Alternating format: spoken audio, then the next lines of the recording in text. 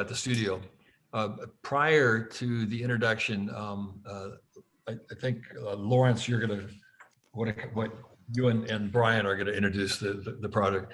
There was some very specific kind of pedagogical objectives that I've been interested in over the last couple of years, and I'm interested in it's been an observation of young people that come to my studio, as well as being on juries, et cetera, having to do with the connection between broad conceptual, i.e. formal directions, and their ability to solve problems, the connection between the tasks that they have connected to architecture as a social art form.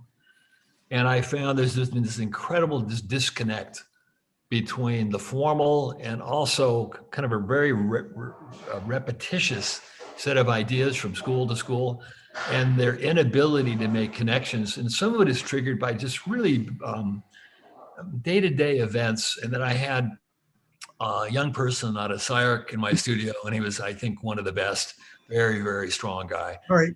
And I give him a project, a conceptual project to start, and it's an airport, and I'm looking at it at some point, and it's a very small model, and the concourse is drawn at over 100 meters wide, and I scratch my head and go, I can't use his name even. I don't want to say who he is. I said, you've probably never been to an airport that the concourse is 100 meters wide, and it's that far off. There's just no connection, and he's a super bright guy and a very, very talented guy, and it's just over and over again. And then I actually, with my pen group, I just asked them to send me their past work.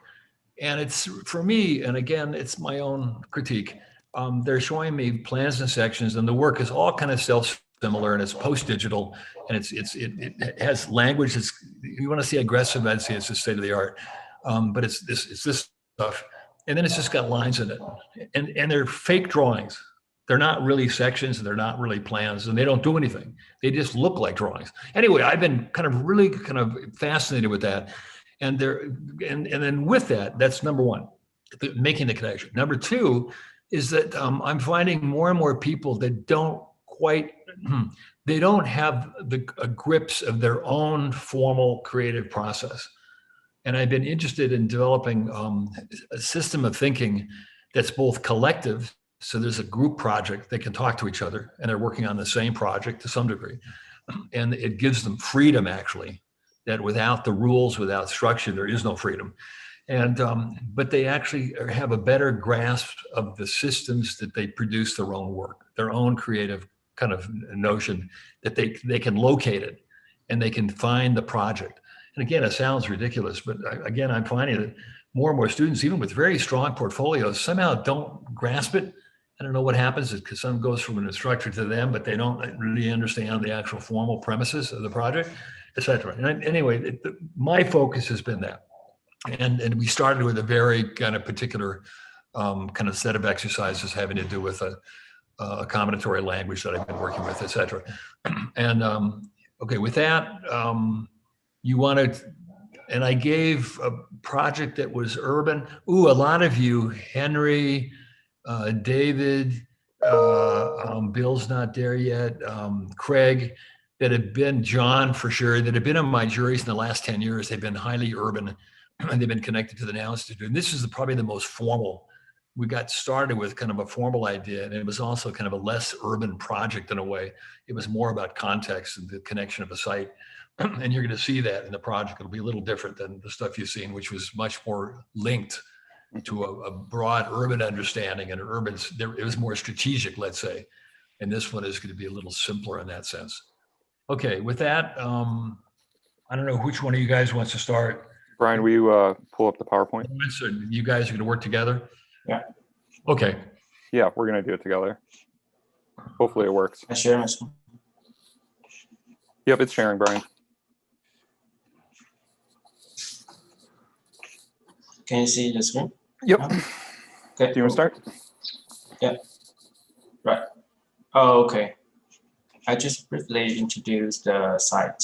The Social Lake Science and Technology Convention Center, a scientific and technological innovation hubs aspire for a future model of the urbanism that will catalyze public infrastructure through corporate culture and ecological development strategies. The studio will research precedents and extend the opportunities that merge from the challenging traditional organizational systems. The result will form the basis for each scheme's arguments and will determine the city's new urban context. So here is the Dongguan cities, and between the two big cities, the one is the Guangdong and the other one is the Shenzhen. So this is the sky view of the site. And this is the top view. Okay. Don't you want to introduce? Yeah. So the concept of this project was creating like a campus hub, essentially. And through that, we were supposed to like look at the programmatic elements, like conference hall, hotel, banquet, et cetera, and look at how they fit within the combinatory system that we were developing. Do you want to go to the next page, Brian? Do you want to do this stuff? Because I don't know much about the site context. Oh, I see. Yeah, you can see that the province is in the north and the east south of the China.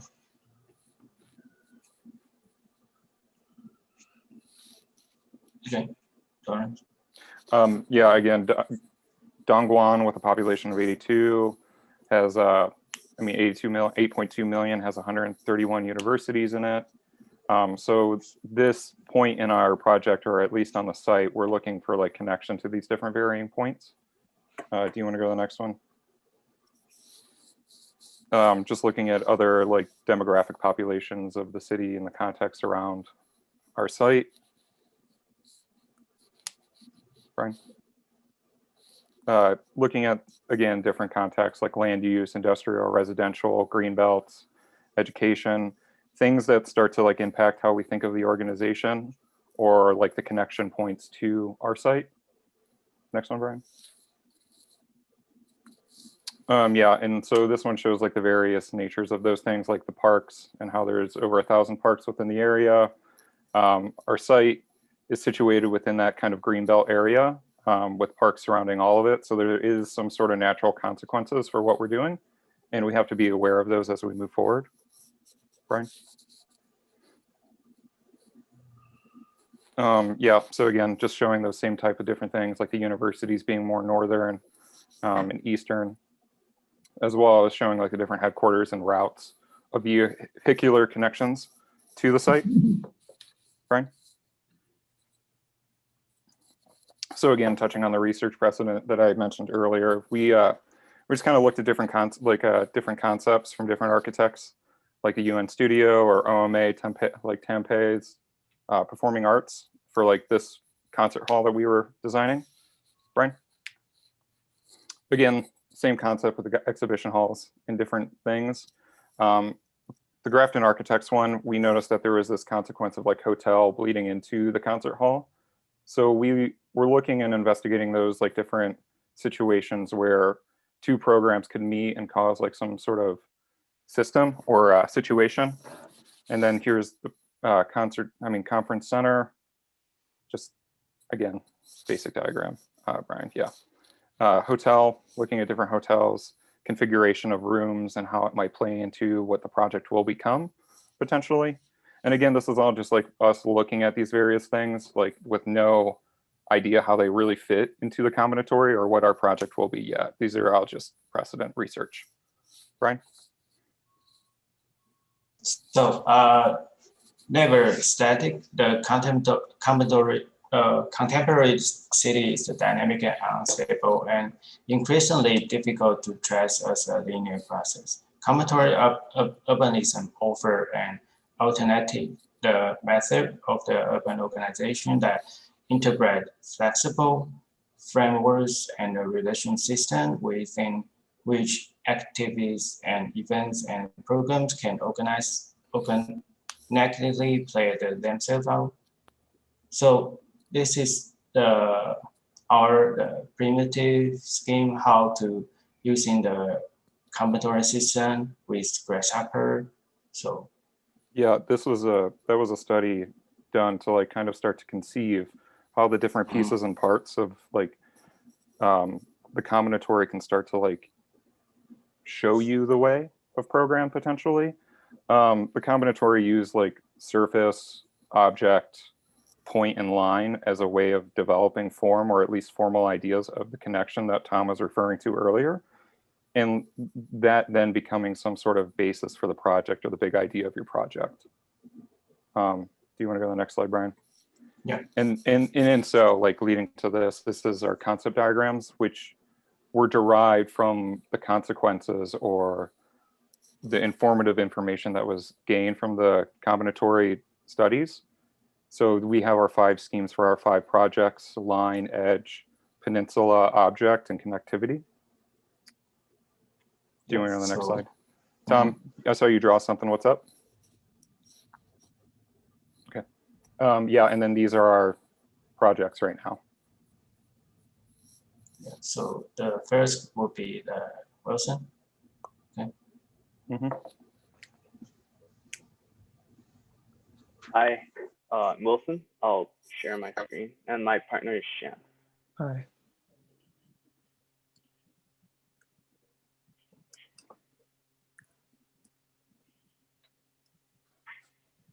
So our project mainly deals with lines, and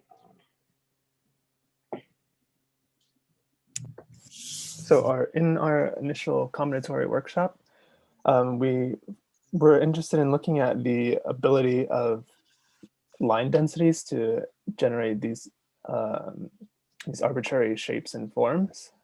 And then next slide, please. And we were also interested in finding a language that was created through these intersections of lines and the junctions. Next slide, please. So our site is located next to the Pearl River Delta in Dongguan.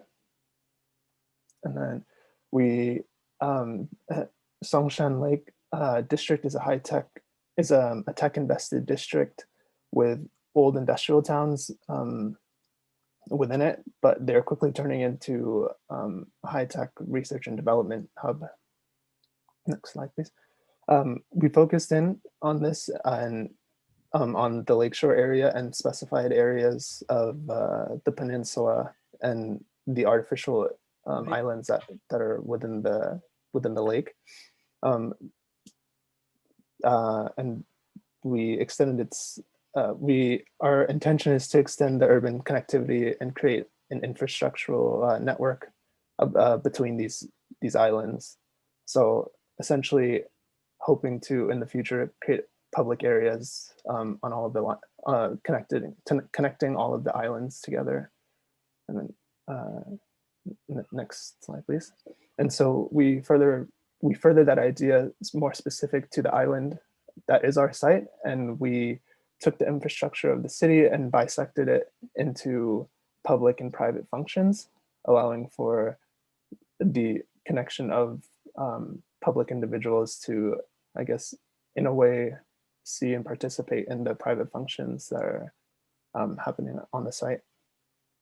And the next slide, please. So we use that concept to further generate different iterations of what our final scheme would look like, and which ones can kind of align more with the program and the function that we were aiming for.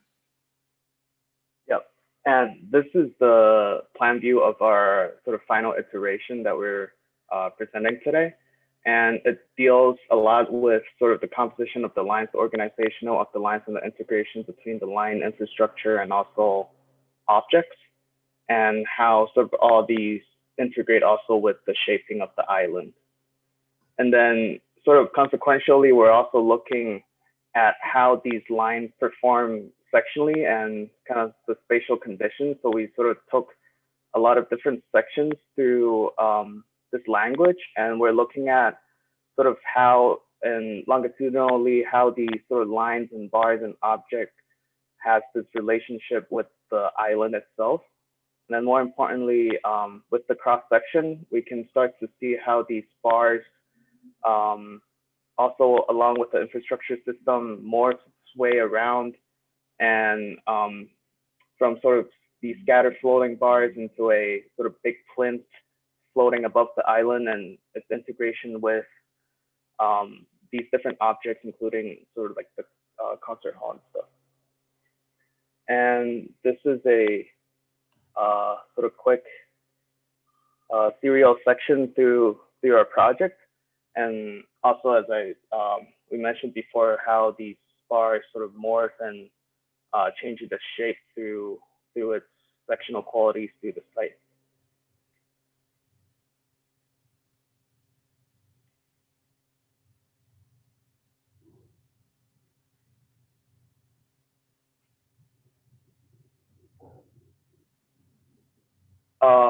And now, like looking back at the island and also sort of some of the program that is needed for the island.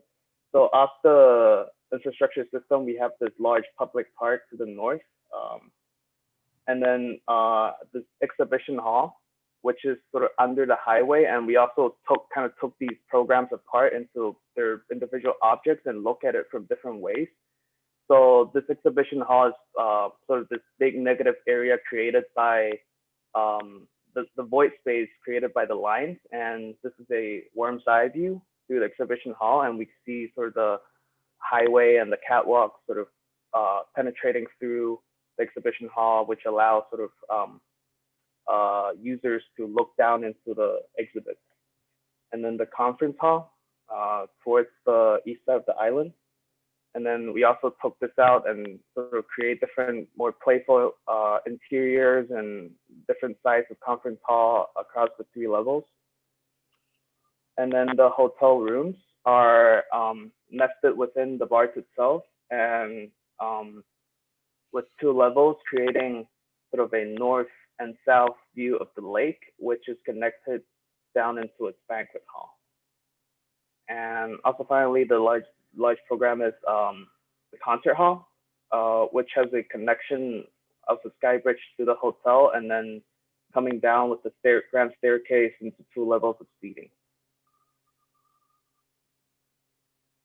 And then looking at this project in terms of its circulation, first of all, the most important is the vehicular circulation that sort of cuts through the site, cuts through the building itself as well, and drops off people at the center and then loops around and goes under the parking, which is directly under the freeway or the infrastructural highway we're creating. And on the parking level, people could choose to go right, turn right, go down into the exhibition hall, turn left into the conference hall, or go up into the lobby. And at the lobby level, which is also where the drop-offs are, people can choose to either enjoy the lake view on the public park or into the escalator and going up into the hotel and the conference hall. And then finally on top, we have this network of sky bridges that connects the hotel into the concert hall, and then the conference hall, and also a bar at the end over here. And again, looking at all these functions in plan, we can see this big exhibition space on the left. Bill or William? W. Bill Fiend's fine. And then a banquet hall to the left, which has this view into the lake, and then all serviced by this bar of back of house, including kitchen and also other kind of storage functions. And then the parking level, it's mostly sort of circulation area, which we see this giant catwalk that cuts through the exhibition hall, which allows views down into the exhibition hall itself. And then the drop-off floor, which we see the lobby that sort of you have this grand staircase to go down into the exhibition hall, or the sort of escalators that brings you up into the hotel level. And at last, there's this sort of stairways that penetrate through the entire building that brings you up to the roof garden. And then looking at the project sort of through its sections, this is the section cutting through the exhibition hall, which we see so this highway and catwalk, also the hotel with the bars on top that filters light into the exhibition hall. Also moving the section forward, we can see the parking that's directly under the highway itself, and then an integration of the object that sort of squeezes out the shape of the banquet hall down below. And then cutting through further into the concert hall space, which we see a connection between the larger building mass and the concert hall itself. And then again, cutting through the conference center, and we see these different layers of various sizes of conference rooms.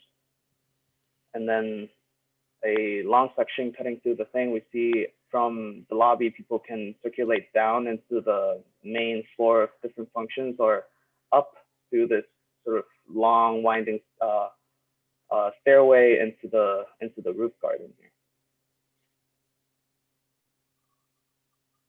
And then also looking at the projects through the garden, we can, the public park, I mean, we can see these different sort of circulation walkways that goes under, on top, and also above the greenery itself, which lead people directly into the concert hall, which is this bar over here.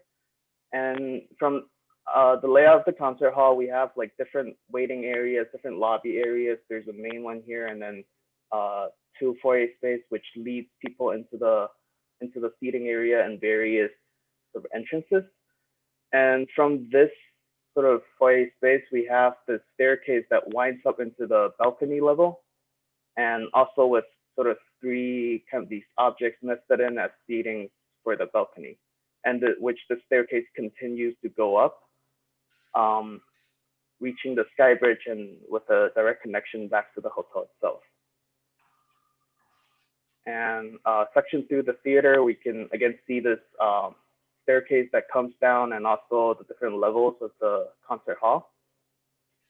And then another section through the concert hall, we see the connection between the lobby, the foyer space, and down into the seating of the concert hall. And the landscape connects directly with the level of the road, which is also the drop off, where there's sort of a series of Spanish steps that frames the entrance of the concert hall, of the lobby itself. And again, looking at an overall view of the project, we're very interested in this idea of the infrastructural system and the language of lines and objects that create this organizational system in which this project is built upon. And then also looking at this sort of core infrastructure system and how our building sort of floats and hugs itself and sort of builds itself around this line system. Yeah. Thank you. Sure.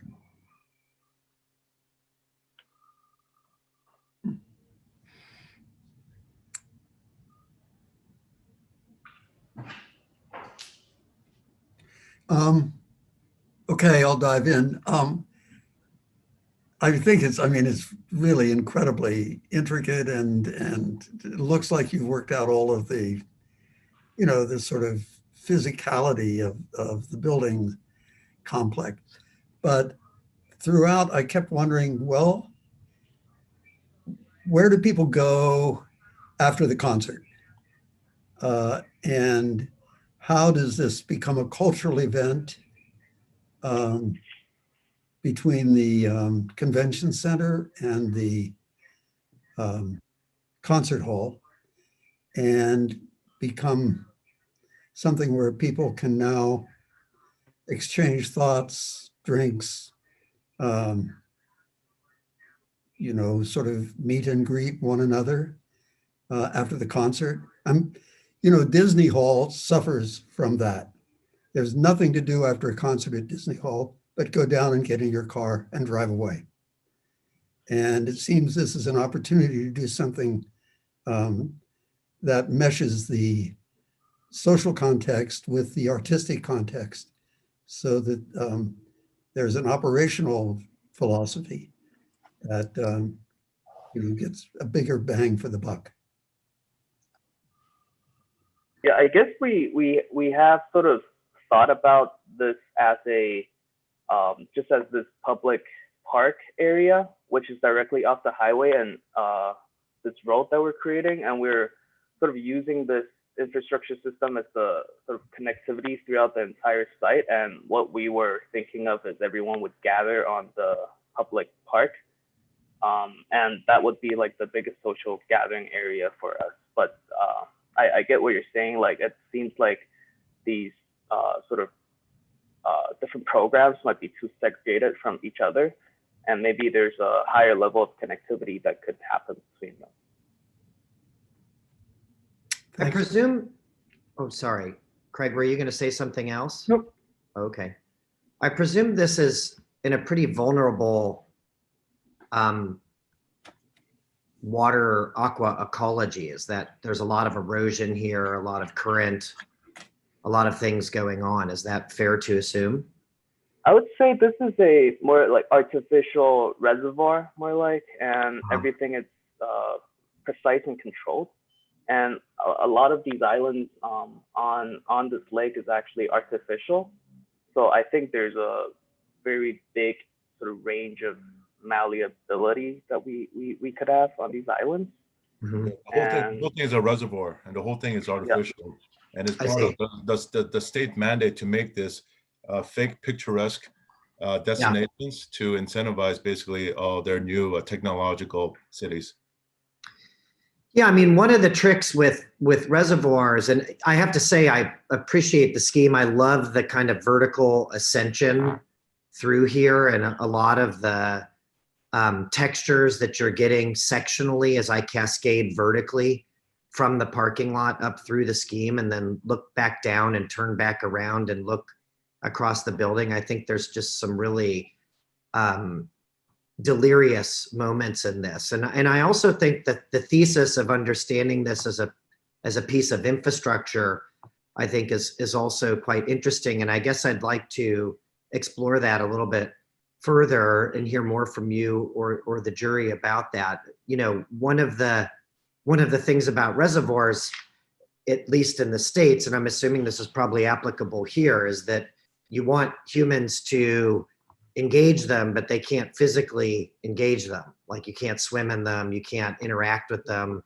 the way that you might in other bodies of water, both because of health, safety, and contamination, and a whole series of issues. And so, one thing that I wasn't hearing, and why I was asking about the vulnerability, I mean, there still could be very big fluctuations depending on how they control the reservoir between tides, is how this infrastructure, on one hand, acts as a kind of beaver dam.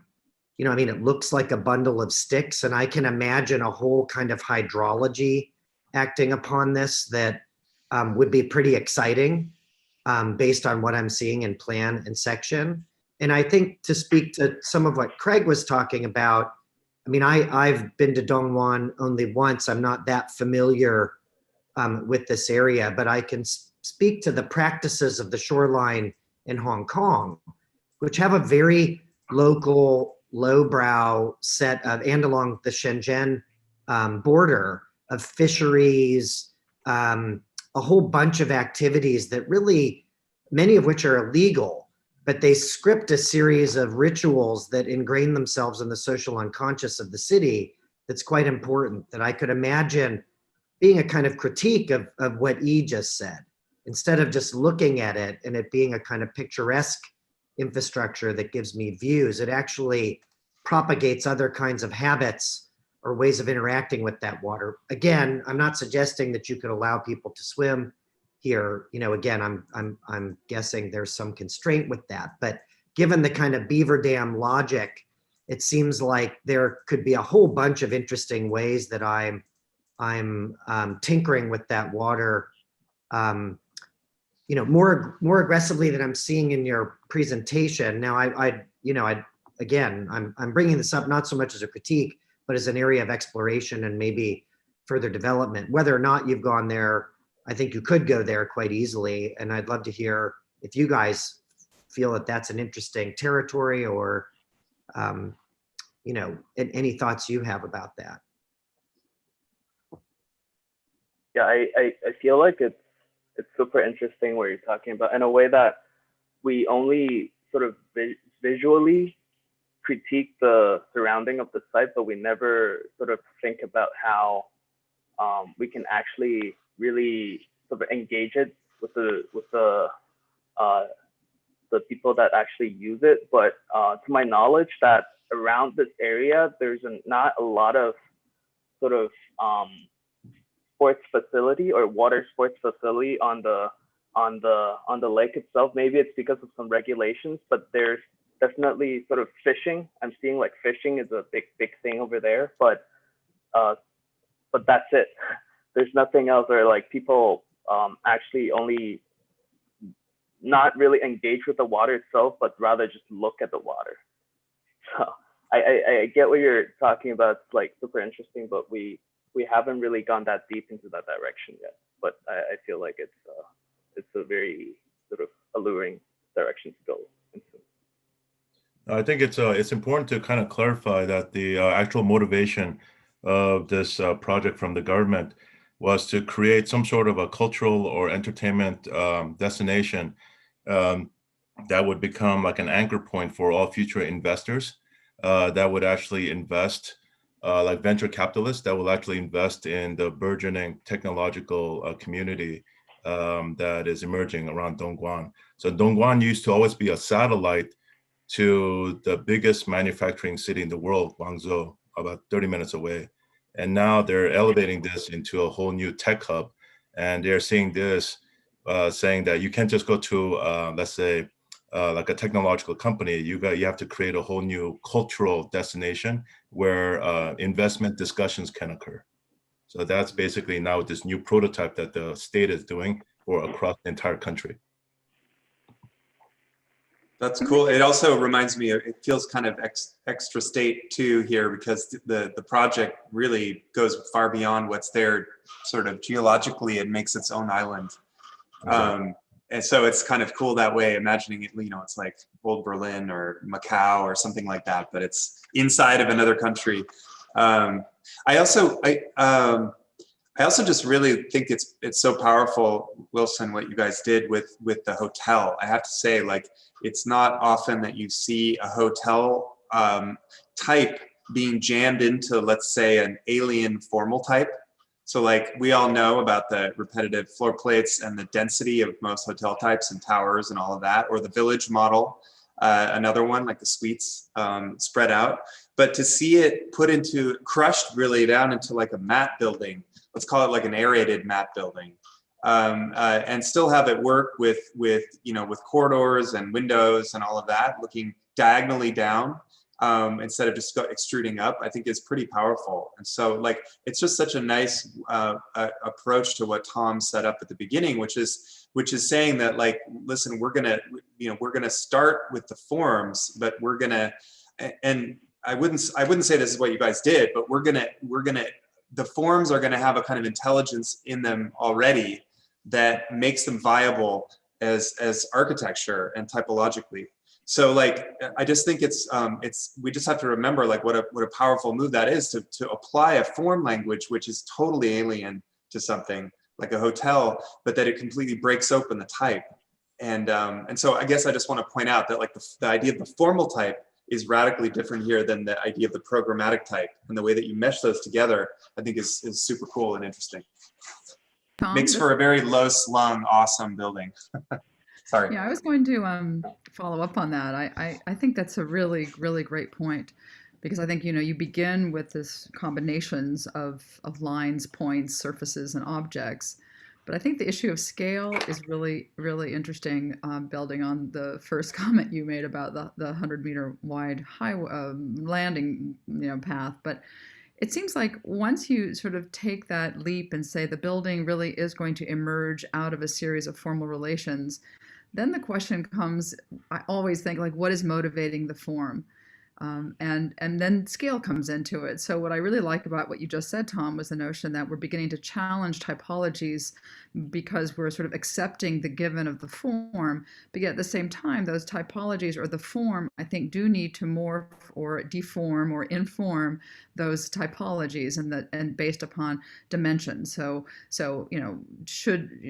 where people are walking is a certain scale, or where cars are driving is a certain scale, or where HVAC systems are delivered or networks are delivered is a different scale. So the whole idea that at some point, are these forms then fixed or frozen, or can they begin to sort of challenge or widen or thicken or thin as they begin to challenge the typologies of forms that have to inhabit them? So I kind of want to, in this case right now, I sort of think, well, what if we were to kind of dial back the dial, turn the dial back to a sort of a rectilinear system, which then begins to, and it ends up here. What would the decisions that would be made or taken to have it arrive at this point? So how does it come into being?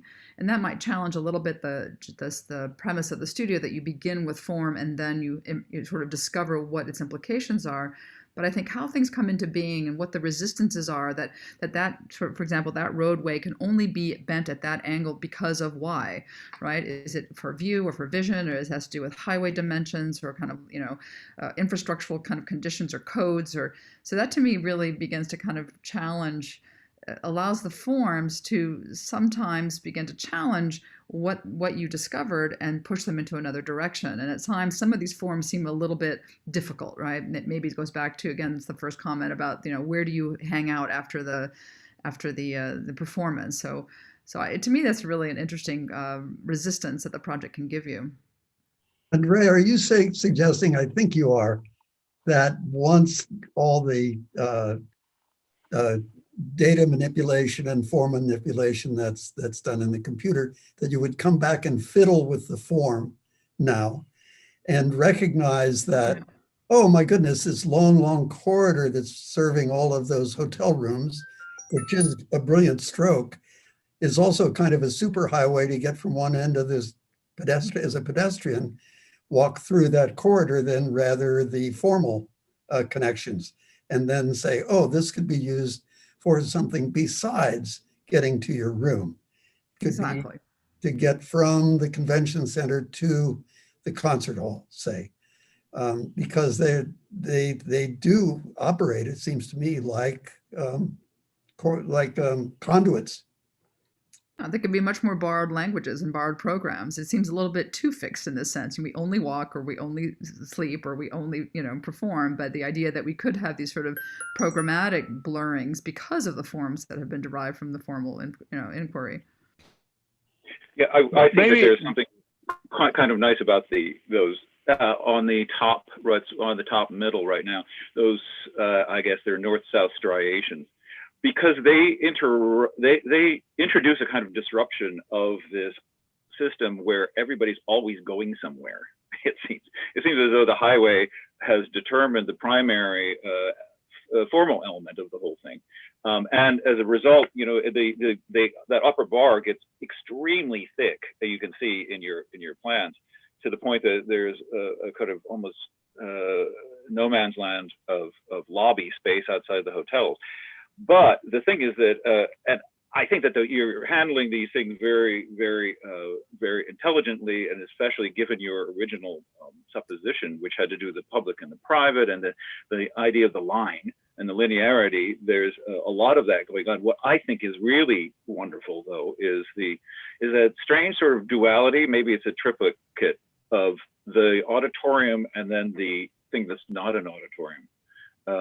And the relationship that has to the funny, cloverleaf element. And I guess there's another thing that's sort of like that down on the bottom. But the idea that these two things are always going back and forth across each other. And they seem to be the things that are modulating this whole thing. And I think that the other thing is, again, the stripes maybe that integrate the building with the landscape might actually account for more, and might be used to be more disruptive, perhaps, to the linearity of the system. That's what I was thinking.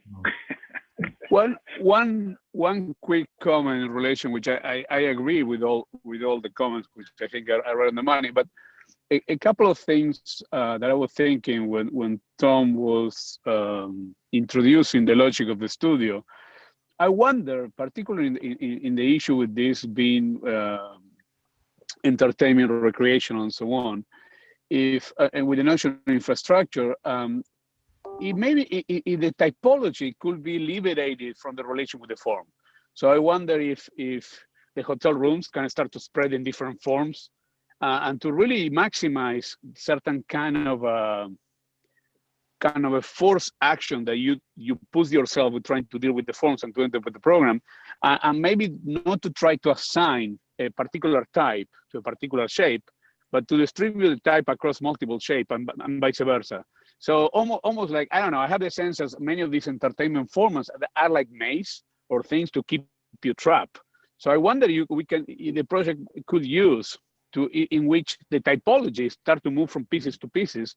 So you start to mix it. So it's not like a bar is a hotel, but the hotel start to happen in many places. And some of the other things start to happen in other places. And it start to create a kind of a different promise how to use it. I mean, one of the things to me I found super interesting about the idea of infrastructure. Infrastructure is something that you build for something that will happen later. It's something that you anticipate for the future to start to develop. So I wonder if really take to heart that notion of infrastructure and start to challenge the notion of the type, which again, to me, it will be an interesting exploration. If the form and type can be liberated from each other and try not to make it to fit so comfortable, so proper within. I think that could be an interesting thing to start to explore the dynamic of these elements.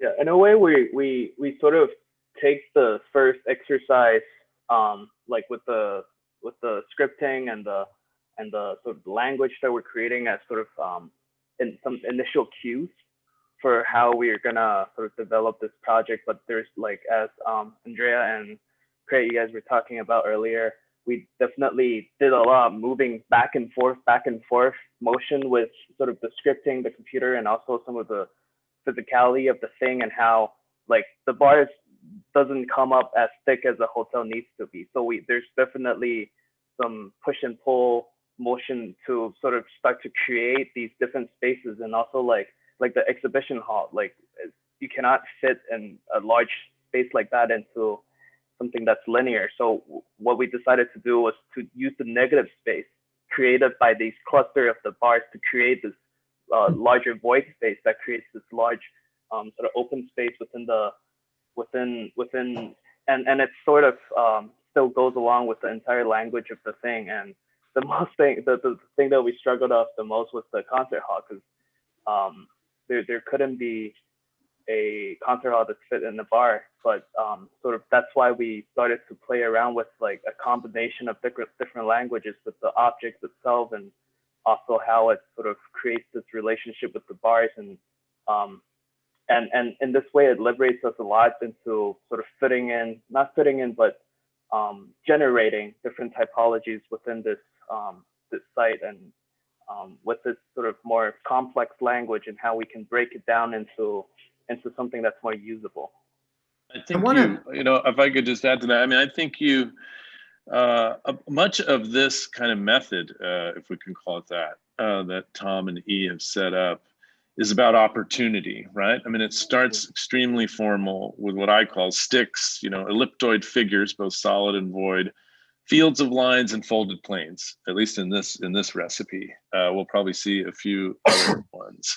And those four things, then I think the aim is to then create what I would call an other, like the concert hall. It has elements maybe of both. These things that are maybe all of those things or partially all of those things. But the fact is that as you then begin to program and assign use to these things, certain things just fit better in others. Of course, the bigger public programs or public spaces almost always in these projects become figures.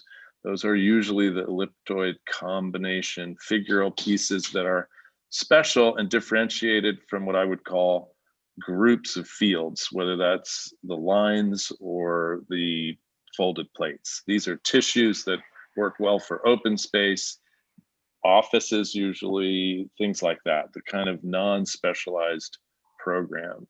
And I think what the criticism is an interesting one, is like, where were the opportunities where you would programmatically not so obviously find those things? This is where I would maybe disagree a little bit with Tom in saying that this is a new type for a hotel. I don't really know that. I think it's a little bit conventional, actually. Like, what would a hotel look like as one of these figures, for instance, or partially?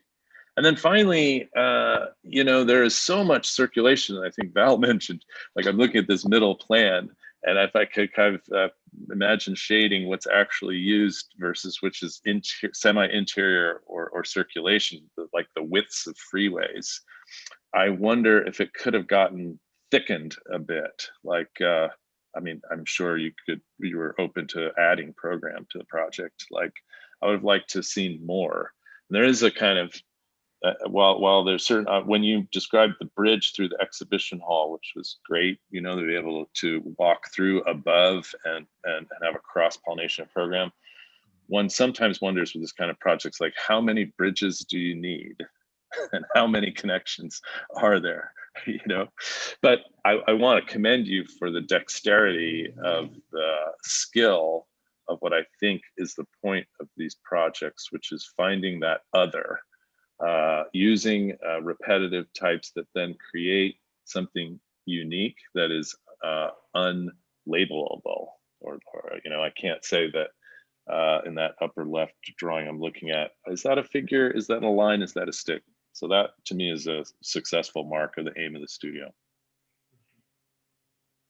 Is there a last comment? We need to move the next game. Yeah, maybe I'll make one that pivots, Tom. I just want to come back to the reservoir and the underpinning of the project that E was sharing with us, and just say, you know, the idea that you would ignore water, which has a specific history in Chinese culture of producing special effects and being a major component of entertainment.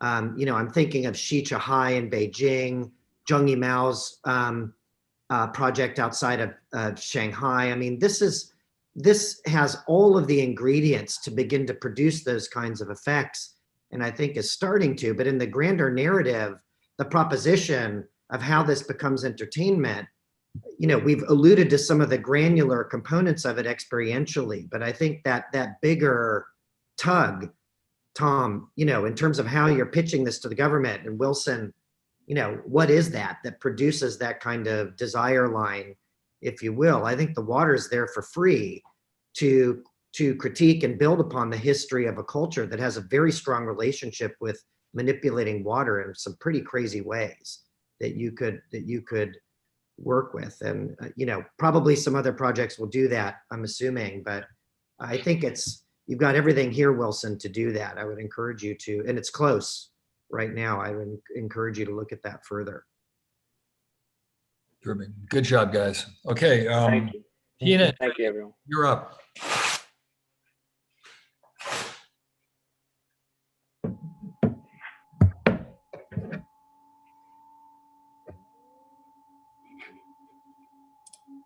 Okay. Can you guys see the screen now? Yeah. Okay. Hi, everyone. So I am Faye, and I am teaming up with Tina for our design studio work.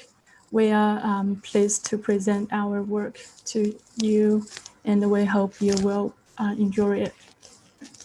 So the project is called Songshan Lake Science and Technology Convention Center, and it is a real competition held in Dongguan City in China. And since Lawrence and Brian already gave an introduction of the overall project, I will just quickly go through some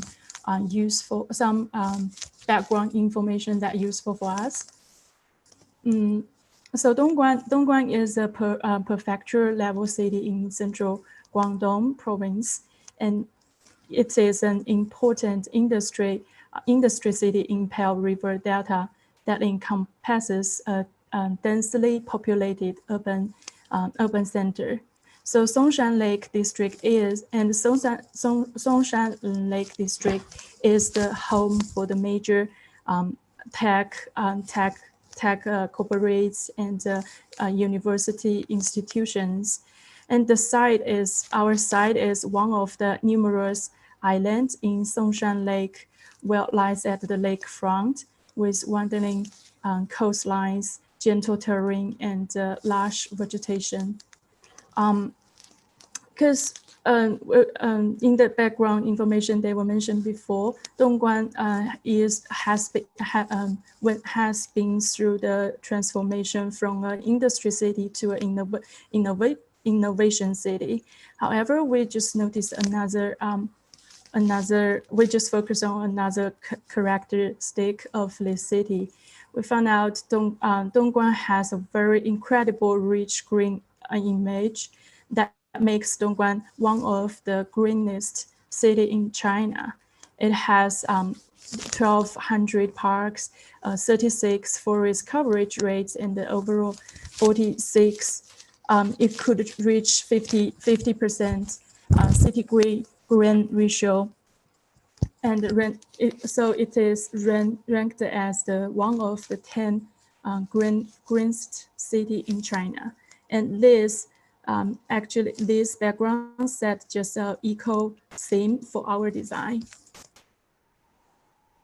And the Songshan Lake District was developed as an innovation hub to promote development of regional economy. Our site, as shown as that red heart, is located within the Lake District, and situated in the eco zone based on the structural and functional zoning that the official zoning. So to align with such a zoning requirements, we were thinking just to maximize the use of the nature of our site in the design. And again, to take a close look at this site location, it is right at the cross of two green corridors within the district. So we see the value in this project to maintain the green belt connection. Also, since it's surrounded by the innovation and the tech institutions, we think the site has the potential to provide a centralized nature park in the island and serves for the adjacent programs within 5 kilometer radius. So we imagine a project, a place inhabits and integrates a culture and entertainment programs serving the innovation district under an open nature environment. It will stimulate varied cultural expression embodied by the urban public engagement. And Tina will continue the next part.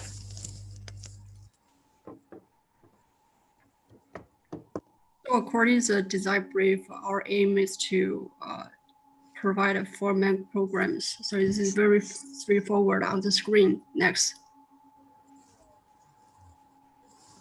Before we start our scheme, I want to summarize something we learned from combinatory workshop and the presence research. Next.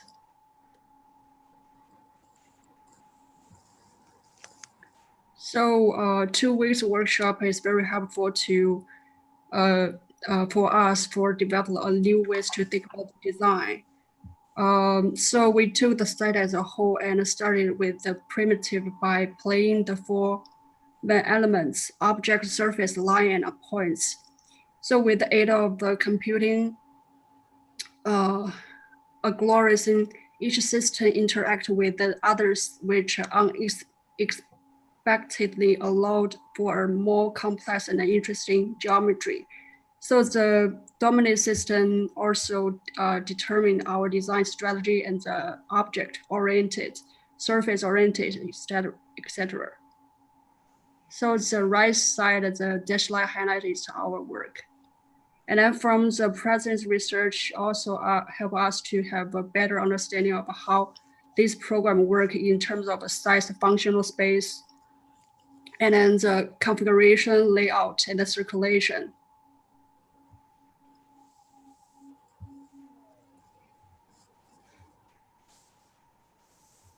So as we move to the design strategy, a simple animation diagram will explain how we conceive of our design. So given the strength of the nature landscape, we sought to take advantage of our site as it will act as a gateway that connects the urban area and the peninsula around to our island.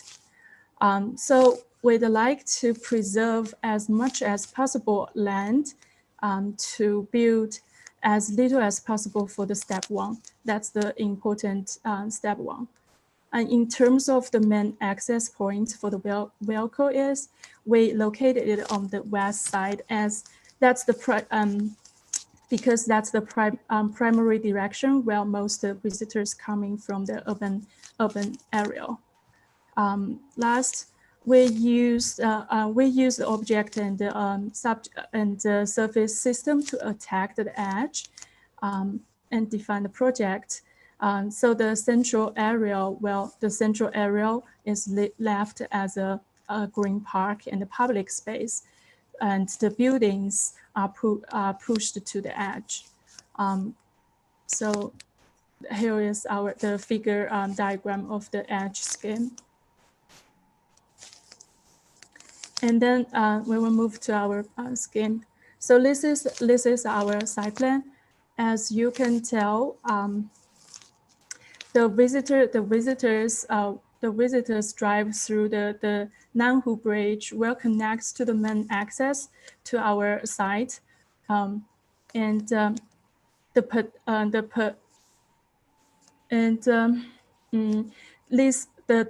main access is the A-lane primary road with 2 meter green buffer and 2 meter sideways on both sides. And the conference hall, concert hall, and exhibition halls are groups together on the west of the site with a sharing water feature. And while the hotel is on the east side of the island, that relatively private and separate from these public-oriented programs. And in the middle, these are our central park that formed from the multi-layered landscape surfaces. The pedestrian can wander through the surfaces at different height. And on top of that, we have sky corridors and the pier and paths along the lake, just for visitors to explore more nature. And next, we will show some sections and perspectives.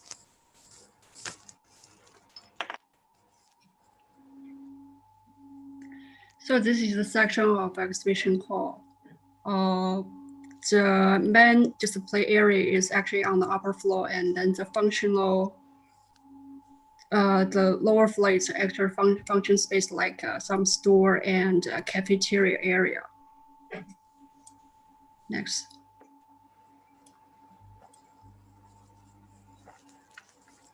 And then this is another long section from concert hall on the left side to the hotel area on the right side. So in the middle part, like what Faye presented, we preserve the land. So actually we use the surface intersect with the conference hall. So and then the hotel area is actually 6 floors. So in the future, we want to have function on the top of the hotel area, like a pool bar. And then we can have events on the special holidays. And then the concert hall, I mean, except the special event, usually they can share the green public space area. Next. And then this is another section from concert hall to conference hall. So from this view, we just want to emphasize the different levels of the surface we just intersect with the buildings. Next.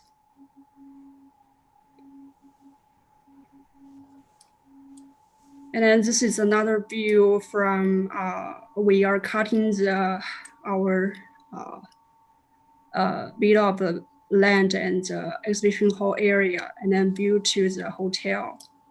So from this view, I want to show very strong texture of the land, and then this can be, I think this can be a multifunction and adventure area in the future for the public.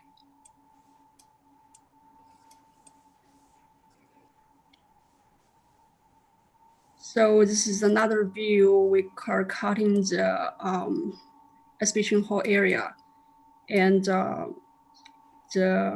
just shows the waving texture of the land surface. Next.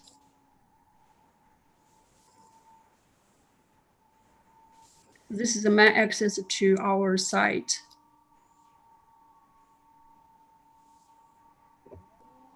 And then from the surface view, the people can feel the very strong waving language, not on the top of the building, and then also the green park in the middle.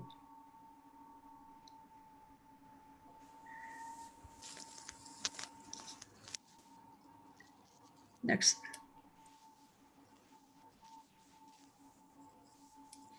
So this is a view from lakeside to the hotel. So I'm thinking the shape is like a moon shape. So this can be an inner bay, or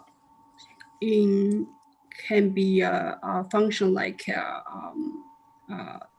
boat entertainment on the lake.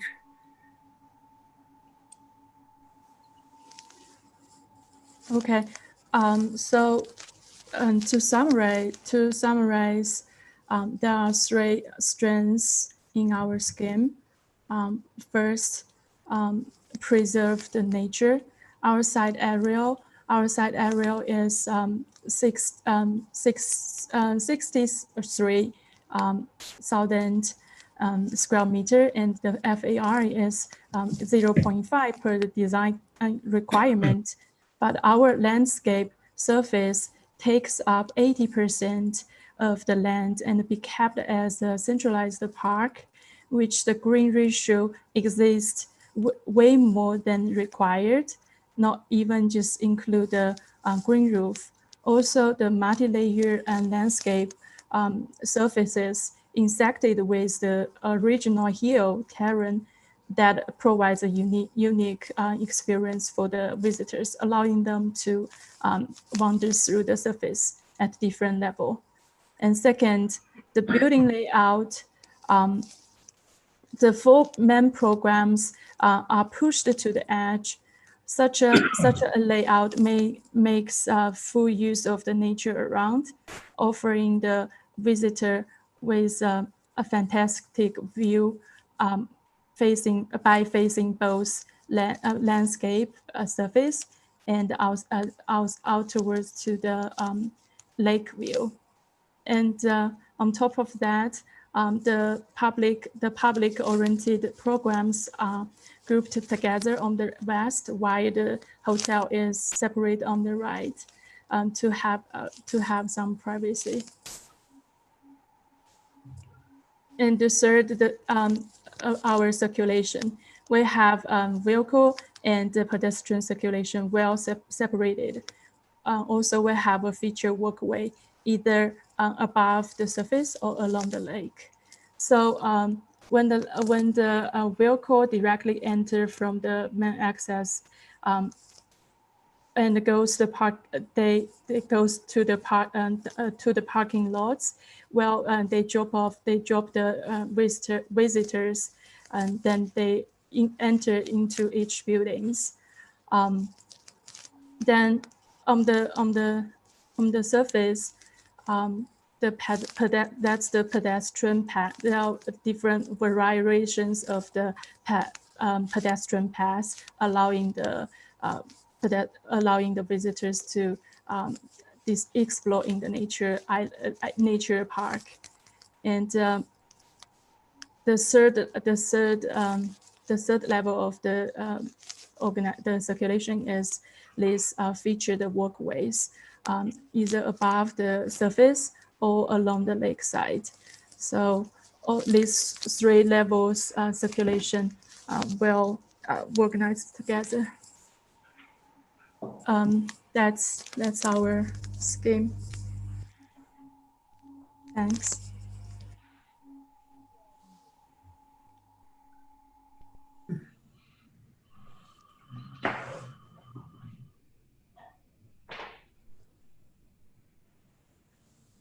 Yi and Tom, is this the same site, same island? Is that the,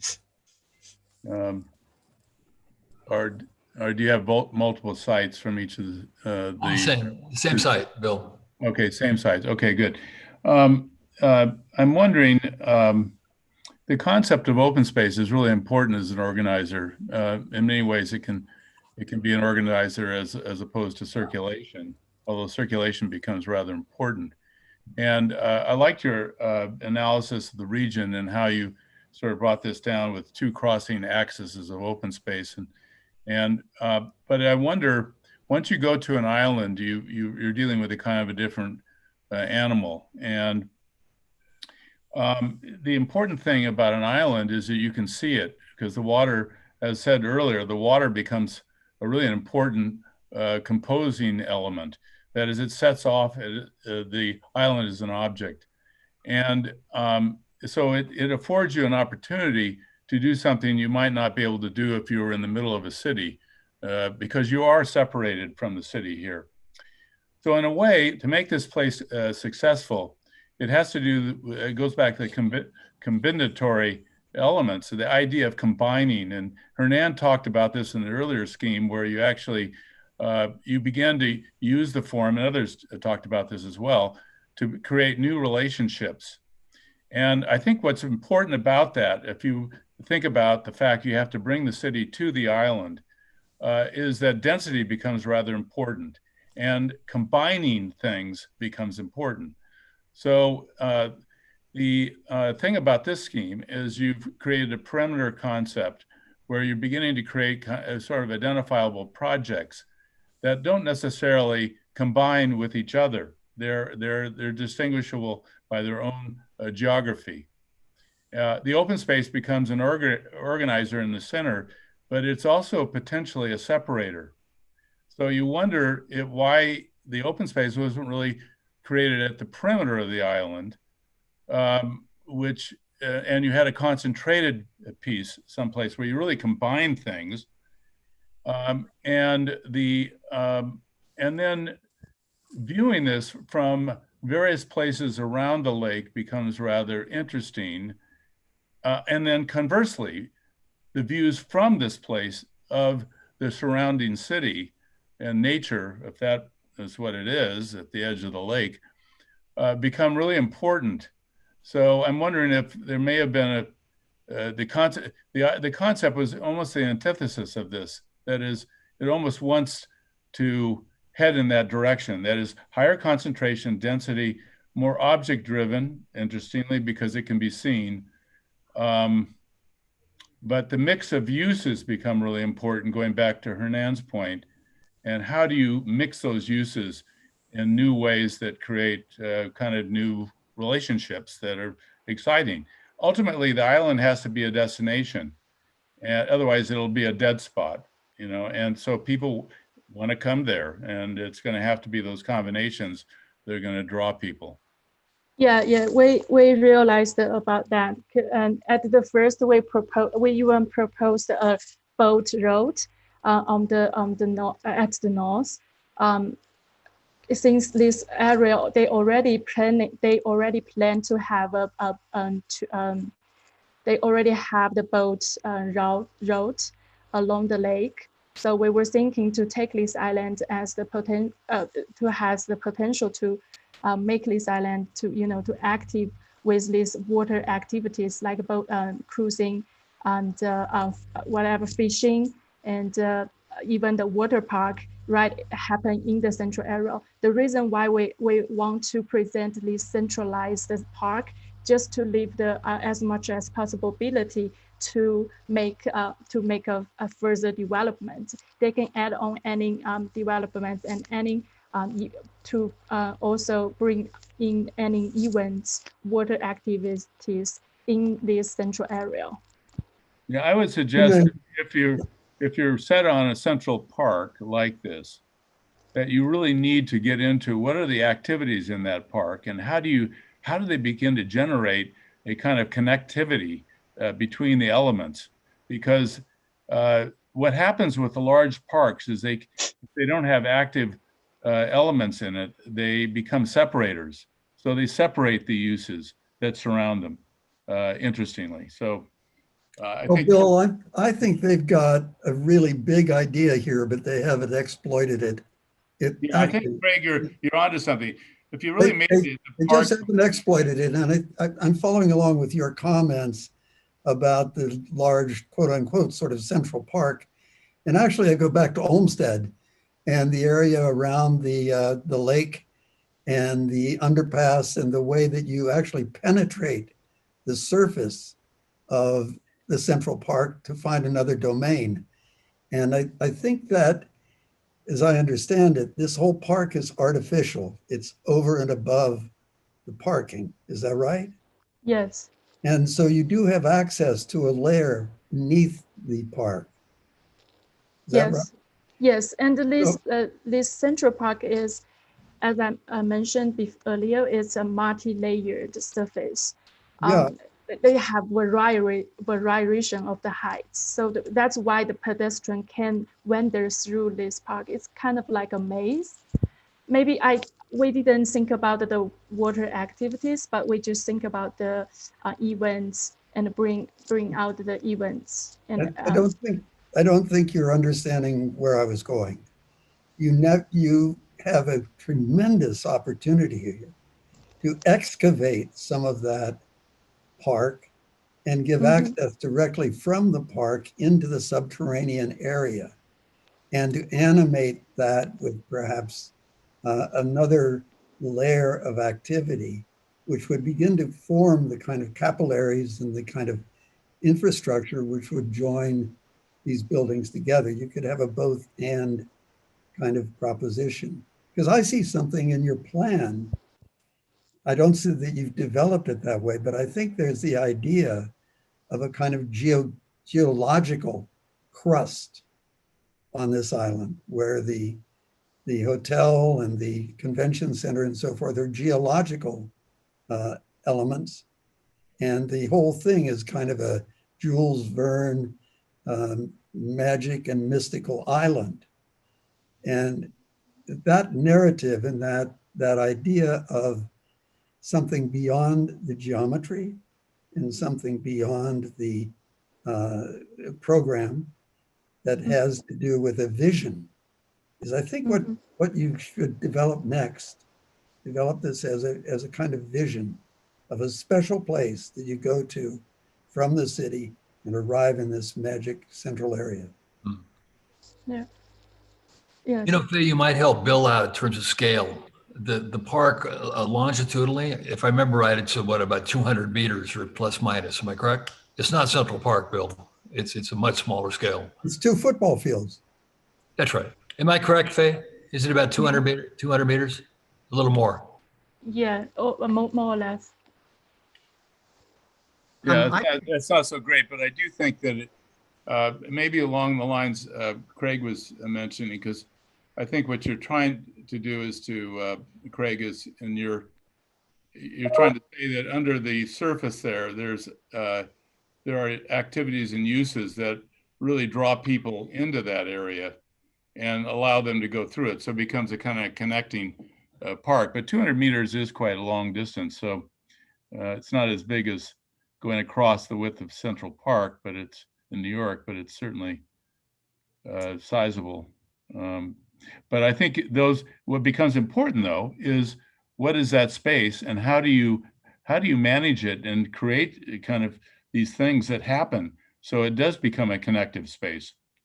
Yeah, Faye, maybe I can offer 2 observations here that build upon some of these comments, but that I think are assets of your scheme. You can stay on that aerial view zoomed in if you'd like to, that you were on before. But I think the first thing to, be sensitive to is the fact that landscape does not fit into the French Enlightenment model that Olmsted puts it in Central Park. That analogy, I would say, is grossly inaccurate. Chinese culture and the way that it uses landscape has a lot to do with work and practice more than it does with the optics of the 19th century social space.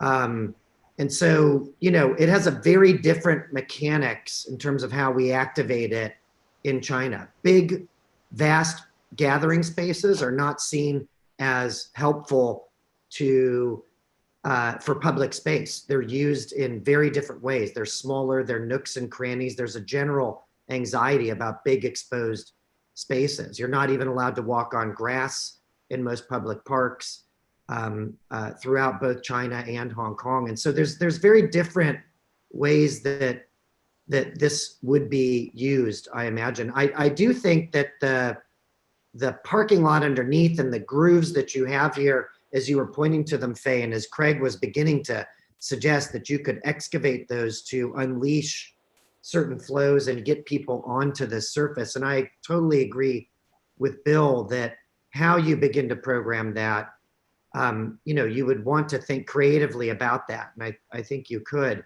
The thing that I think that's quite interesting here, there's 2 attributes of this that I find interesting. One is that the density of it and that 200 meters. This is smaller, it's more compact. I think it has the potential with these grooves to be understood as a series of smaller parks potentially, as opposed to one big space. And that lies in your cross-section, Faye. The beginning of that understanding lies in the cross-section of the park and how it begins to subdivide the space. The other is this is a fairly familiar urban typology in Beijing, Tokyo, and Taipei, all of which go directly against the idea that you would green the perimeter.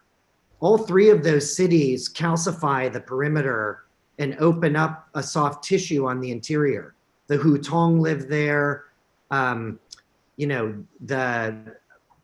kind of most keen parts of Omotesanto or Taipei are in those interior blocks. And I think that idea of the play space has a kind of urban typology and a way to habituate that you could begin to talk about here that's a different model of density than centralizing it. To me, that seems like kind of what you're going for, is the village within a perimeter block. And you see that in all 3 of those cities, and the dimensions of those blocks aren't that dissimilar from this dimension that you have here. I believe, Tom Main, correct me if I'm wrong, or E, but I think they are about 200 meters across in all 3 of those cities. They come out of certain imperial military models. But, I think there's a scale to this that can really be, really propel some of the historic urbanism, but try to resituate that sectionally. And I think that's quite interesting, that multi-layered idea that you're talking about, the fact that the top of that is engageable. I just think the village isn't quite there yet. I'm seeing it as parking and green mat. And I think Bill's point, at least how I would read it, is you would need that kind of hutong soft tissue, a lot more dexterity in that in-between space to activate that. Yeah. It's funny what they could have said that is not quite here yet, that responds to all these conversations. First of all, we treated landscape and building in a similar sense. And we understood landscape being constructed and man-made, right? And not nature in the traditional sense. And the nature of the operational strategy, which is interconnection and kind of radical networking where everything belongs to everything else, connects to the project. Because I would have said some of the things you're discussing, Bill, would be fragments of things that show up that come directly out of kind of these ideas, already start moving it towards scaling it, and also connecting this stuff and this stuff, right? Which could have happened at this scale, right? And it's right there at the edge. If we had some guys, the next conversation, they would take this kind of landscape form and start interacting it now with pieces of this. Yeah, I like you're what allude to kind of various uses of the park and breaking down in scale, etc. Yeah, this is evolving, and I could see these forms actually, if you begin to extend them, they begin to make some connectivity to it. The other thing is that there's a symmetry to this. Interestingly, it's the idea of the park in the center and the thing around it. What if you had a bias, to this? It would be kind of interesting that the nature is a very important expression as a part of this idea, because in the broader sense it connects the region. And so what if the idea of having a very large open space, even though it's man-made, but it extends into the buildings and you can see the light. I think that was their intention. The roofs are connected somehow, but I could see where the landscape and the buildings are totally connected. And it probably requires a little more concentration and maybe a little bit of open areas, maybe to the water, so that this idea of the exchange between the water and the landform are even a part of the thinking and sort of the irrationalization of or rationalization of the scheme. But anyway, I think it's evolving, and I like Tom, what you were doing is taking a little bit further, and I think that made some sense. Yeah.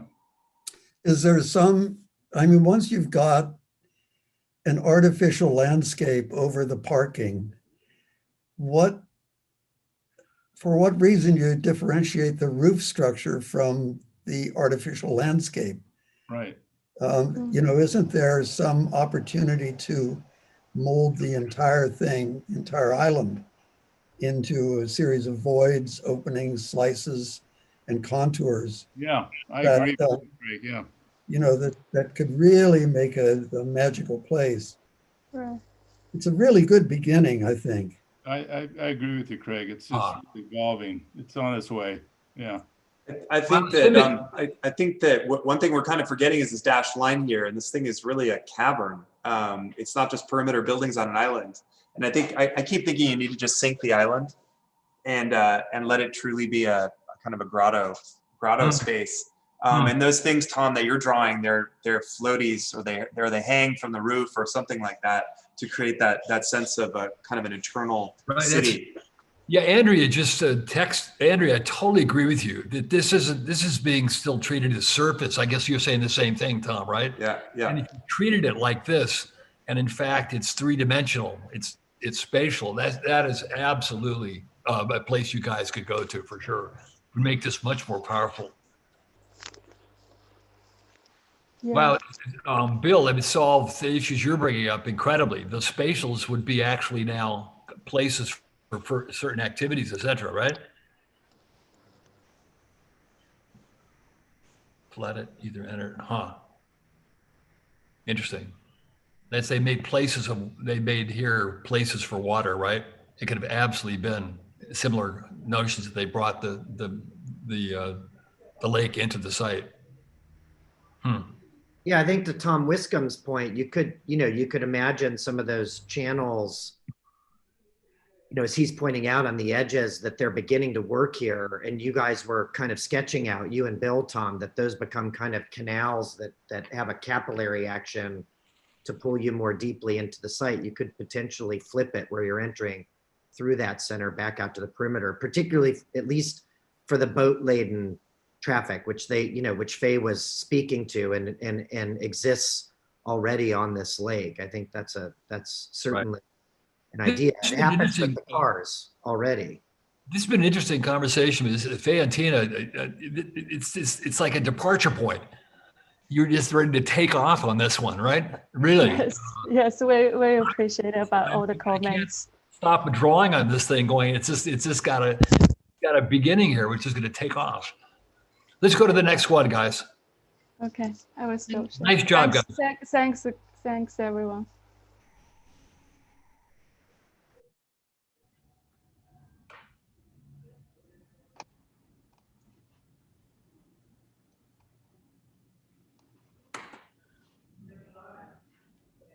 All right. Hi, everyone. Thanks for sticking around so late in the semester, and we hope you enjoy this. So I'm Peter, and I'm partnered with Renee, and we have the Urban Peninsula project.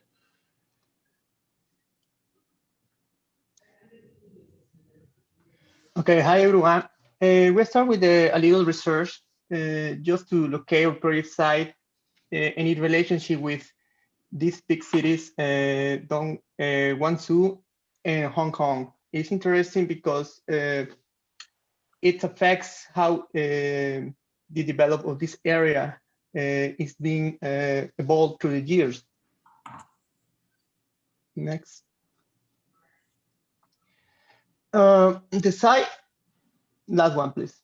The site sits on the western corner of Songshan Lake and the southern end of Xinxian Road Greenway, creating a junction between the two and serving as a gateway between the city and the parkscape.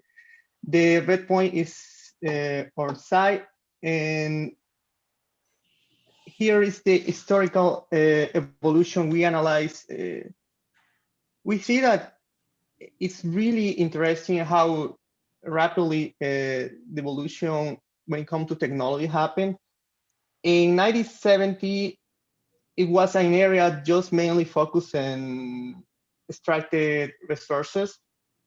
In 2000, it started like building the big connections. It was a big approach to building a lot of roads. 2000 to 2020, when it happened, this big, evolution in the city. We can see through the images how is in these last images is really evident how fast happened this evolution. Yeah. Okay, pulling the Sunshine Lake Greenbelt through the site, construct a peninsula and pushes the project toward the waterfront, forcing an interaction with the infrastructural flow in a transitional space. This space would act as a connection between the natural landscapes and the project public areas. The green space faces back toward the urban environment, becoming an open space for natural recreation. This provides a canvas to host a variety of social use shelters for the outside forces. So to do this, we started by latching onto this greenbelt loop that's going around the lake, and we decided to pull that loop out onto the island and started creating several different edge schemes. To construct the peninsula, we then brought a bent plane in a cross grain to provide a datum that follows the edge to produce the peninsula. And then we carved back out some of the water to create a private bay for the project.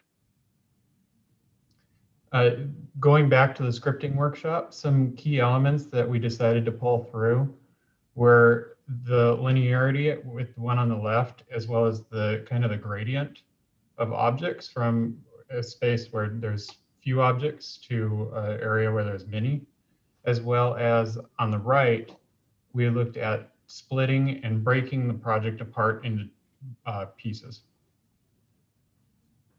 And we developed this site plan with the structure mainly located around the edge, with the green belt being pulled into the site, creating a park that is given back to the community.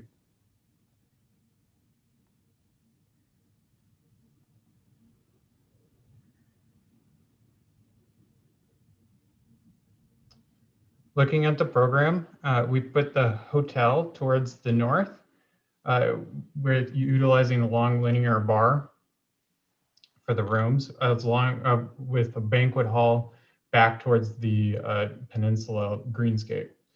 We also created a connection lobby in the center of the project that connects between all the programs, including the concert hall, towards the lake. We have a conference hall that's broken up by the exhibition hall, and that creates an interesting dynamic with the vent planes. Looking at the ground level, you can see that we located our main site vehicle access below the greenscape with lobby spaces on the ground level.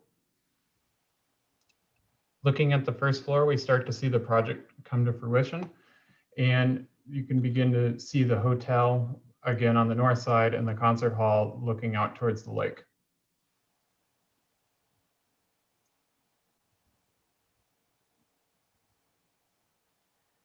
Pulling the elements apart, we can see how there's internal circulation that really does follow that edge scheme, with a void in the middle for the public open space. Again, looking at internal circulation, you can see how dynamic it is when it follows these volumes. Connectivity was a pivotal part of the program. Dynamic spaces interact among them, giving a seamless transitional experience when you move inside the complex. Next one. The design approach was focused on the spatial experience between the inside-outside. The relationship with the landscape happens in different moments where the limits almost vanish.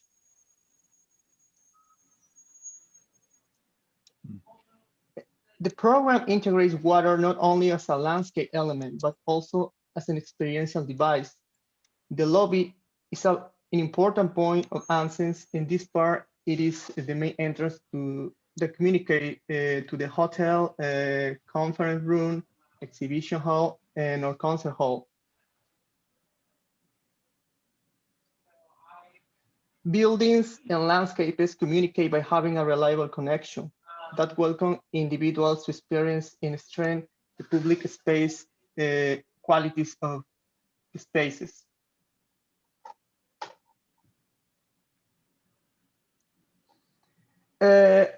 We see here like a close-up of our concert hall and our lobby and our exhibition hall. Yeah. Transition of the space change the environment by moving inside outside areas. Yes. This allows having different spatial experience while visitors move through the building. So once I do that, I'll be right back there. This is a dynamic program. To the dynamic quality of the program, building surfaces act as ramps and bridges inside and outside areas, integrates water as a central element. Linearity and the perception of continuity allow spaces to have unique experience according to each space and its qualities. This is a part of our building. We want to show how the ground floor is mostly truly public. The project based in a human scale, and it works in a robust pedestrian connectivity.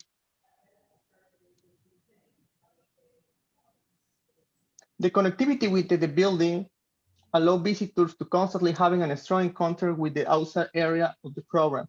In the same way, pedestrian paths connects all the ground floor and becomes an open public area. As a big part, the ground floor behaves as a blended part of the landscape. It allows visitors to experience the view of the site. The green space faces back toward the urban environment, becoming an open part for natural and cultural recreation. For this proposal, this project creates an urban connection to the landscape. This is the relationship we can see through the water, landscape, and the building, and the linearity and special connection that they share to the program.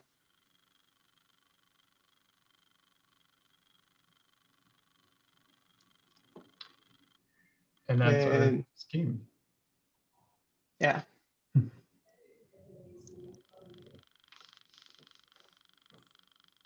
I just have a quick clarification. How does the perimeter of the lake, how does the city meet the lake and the typical condition along the perimeter of the vast reservoir there? Presently, there's a road that. But I mean, more in terms of topography. Does it slowly slope down to the water? Is it more cliff-like? Is it a rugged landscape? Like, what is it? Yeah, it appears to be a slow slope. So this is a drastic departure from that, right? You're sort of rethink the notion of the peninsula here. On one hand, you're extending the shoreline, complicating it further, but you're really introducing another typology that's, you know, the cliffs of Dover. I mean, this is a really kind of strong distinction of how you're meeting the water, or kind of creating the edge as a condition between two conditions that are really distinct. Do you want to say something about that? Is that intentional, or is it? Yeah, I think that is a good point. And I don't know if we were able to get down to that level of detail on this project yet, of actually that interaction with the water. But I think we were trying to give prominence to the structure, and it's really plunging down into its site, and not so much, it's very heavy on the site, and not be so light about it. I mean, it sort of references in a way the sort of, you know, bastions and ancient fortifications that are strategically located on rivers, or that are kind of protective of the territory, sort of inverting the role of your project as a kind of starter project, and the rest of the city kind of building itself up behind it. You know, I find that kind of intriguing, that distinction, but it certainly is a very distinct, different typology of how one arrives at the water. And wondering then, you know, does one ever arrive at this as a pedestrian, or is it always a vehicular? Like, does one ever sort of transition from the city to the lake, and then does one then use your topography of the roofscape as an extension of the landscape, and then move down into the water, which is what it suggests, but you really haven't taken advantage of that in the sections as much as it might. That's Peter, isn't that exactly, if you drew that, there's a pedestrian path and a bike path around the whole lake. Am I correct? Yeah, yeah. If you do that, it's just this, and you've done that. Am I correct? Yes. And it's kind of a trick, because the island is still here, right? That's still the existing water that now reads as something different, right? That it's part of a park. And again, we're going to see different options, where the last one was private. It was semi-public, right? The park. This one now is absolutely a part of the greater thing, and it connects the universities, right? You'd have to go through all the connective tissue, right? Where you bike here, or you walk here, right? From the other institutions that all have to do with various innovative, right, stuff. Yeah. I like it because it's the reversal of the norm. In other words, there's always these sort of green belt or chain of green spots along the edge of the water. In this case, it's been internalized and produces a completely different kind of situation that again replicates what the larger lake is, which is water surrounded by green. So by pushing the building or the group of buildings to the perimeter, as Andrea mentioned, producing a kind of Dover or different kind of edge condition, you get a very benign, when I look at the green, I think it's going to be marshy. I think you could have a kind of different, actually different kind of, it's a very different sort of water source because it's surrounded by building and captured. There's some weird things though, that the diagram, first diagram, which is the big U connector, is interrupted. And I can see that there's a drawbridge going on one side, and then you lose the parking gets into a kind of dead end. And I'm wondering if somehow that couldn't have been accommodated in section, because the building is fairly tall, and you might have been able to hold on to the first kind of link island to land somehow by bringing the automobile can move, up and down in section. But I think there's this amazing difference, the reversal of the norm, and I think that's really spectacular. And of course, they've included this other scheme just by reference about how banal certain things can be in their presentation. I'm talking about the radial organized plan of some other college or some university that's always reminding us about how different the proposition is. So it's not a simple presentation. That's very, very well thought out. Also, that they develop sections which are the long linear drawings are kind of intriguing in themselves, because they're not a reality about the situation. The bottom drawing on the far left actually talks about this amazing shared landscape at the top. There are some moments where there's some spaces I have no idea what they're going to be dedicated for, but I really don't care about that. It's the idea of the morphology of the surface, and this is another argument. The collective surface really reads through, and their decision to take sections through particularly very long conditions, and given the variety of the sort of different faces of the project, produces an amazing kind of snake of spaces, or chain of spaces, which has a real density to it. I think this project's really something, because basically it's not so obvious what's going on. And if you look at it again and again, you begin to realize that there have been one deft maneuver after another. Some of them actually may have been compromises, like the one I mentioned. So it just doesn't mimic, it actually inverts. And that helps you reflect on what's there already.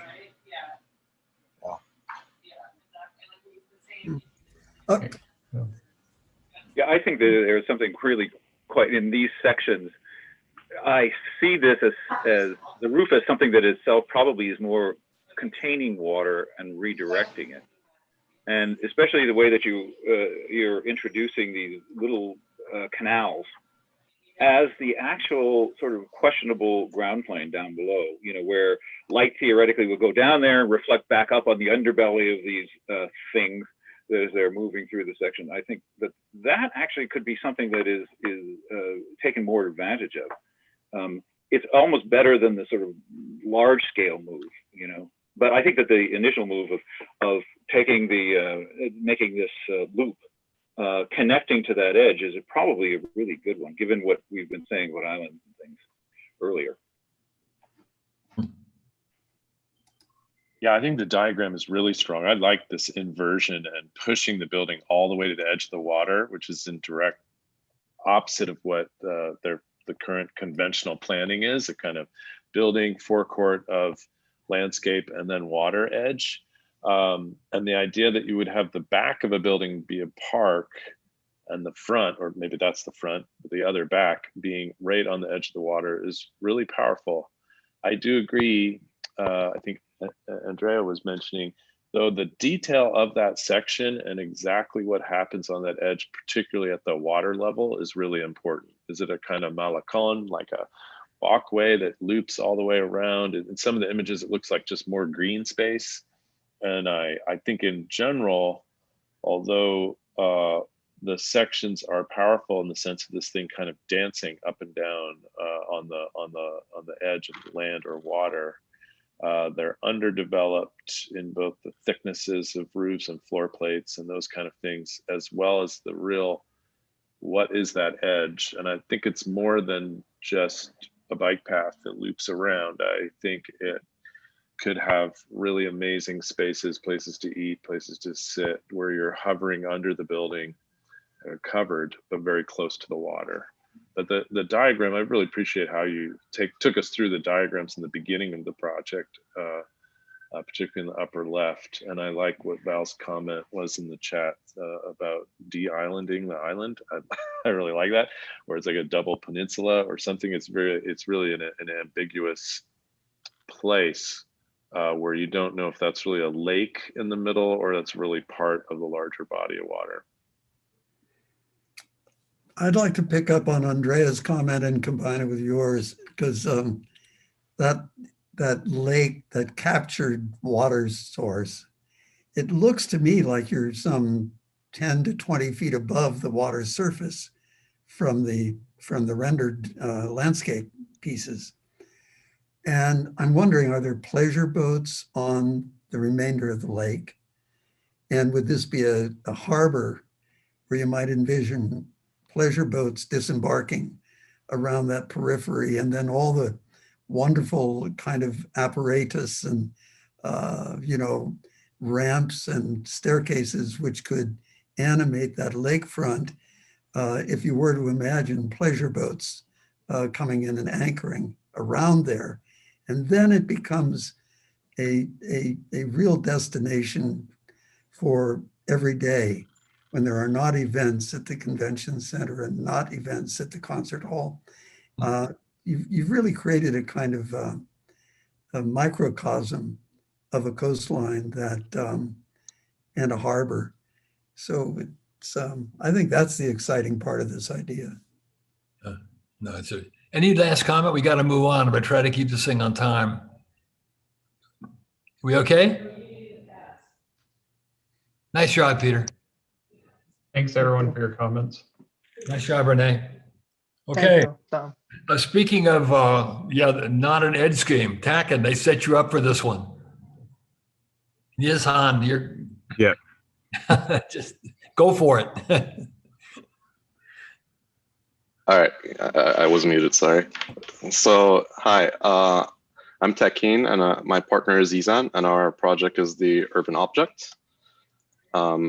We began the semester by looking at the scripting program, and what we were interested in from the scripting was the relationship between moments of intensity as well as moments of mute and platonic moments that don't get touched by the process.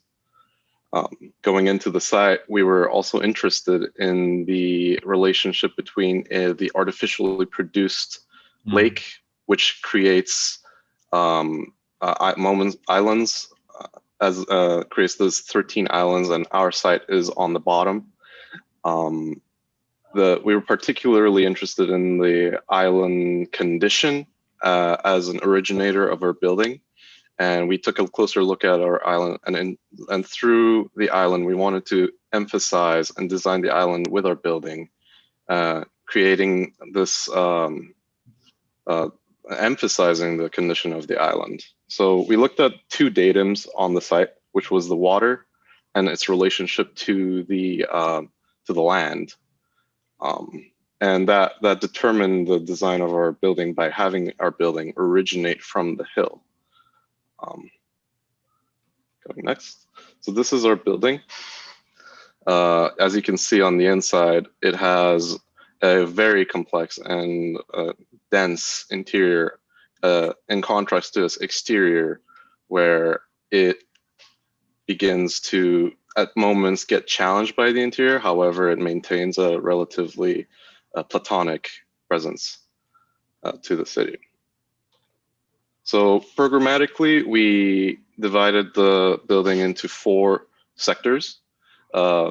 based on, and the northeastern sector, which has the best views of the lake, would be the hotel. The left side would be the hotel and the back of house lobby, as well as the exhibition and conference hall. And the bottom right would be the concert hall. So in order to emphasize the island condition, we decided to remove the road that was attaching to the island and create a tunnel underneath the water. This, in fact, makes the island stand out. And going into the plans, you can see the relationship between a central core and all the different programs on the side. So the second floor shows the rooms as well as the offices and back of house. Exhibition hall would be on the bottom left, as well as the conference hall entrance. And as you can see, there's a double height space. So for this is a series of sectional diagrams that we're really interested in exploring how showing how the datums would be constant, as you can see. And by cutting it through one by one, you can see that the lines are starting to get more complex and then go back to simple again. And this is one of the, it illustrates the quality where the datums are just consistent and the ground is a little bit more volatile. And then this is a section that is showing the hotel and the conference. And this is a section for the hotel and exhibition and how the core serves, like each core has a different purpose, and one core serves the hotel and the other one serves the one on the right serves the hotel, the one on the left serves the exhibition, and they're separated. And this is a section through the hotel and the concert hall, showing how the core is connected to the concert hall. Yeah, and for this is a three-dimensional sectional cut that we were really interested in, showing how the different components react and serves each other. And this is a close-up of the concert hall, showing the core connection to the concert hall and how it's poking out and has an underbelly. And this is a section for the hotel, and you can see that it is more detached just because it's on the outside, and the way the core connects to the hotel are usually through a series of connective tissues that is embedded within the void. Yep. And this is a section through the conference hall. Same thing. It's connected through the connective tissues. And this is a section through the exhibition where it has its own independent core, and the whole core serves the exhibition itself, and separated from the core that is for the concert hall. And this is a view of the internal void where it shows different how the core reacts to all the different programs on the project. And this is the elevation view. And this elevation view is a contrast to the interior, where it's more very solid, platonic, and there is less moments of intensity while being hinted at. So we noticed that this project is more of very experiential, and you would have to go inside and look up from the inside, and you would have a much different experience while inside as opposed to outside the building. And these are some of the views we wanted to show you from the inside of the building, creating its own urban system within itself. Yeah. Thank you so much. Thank you.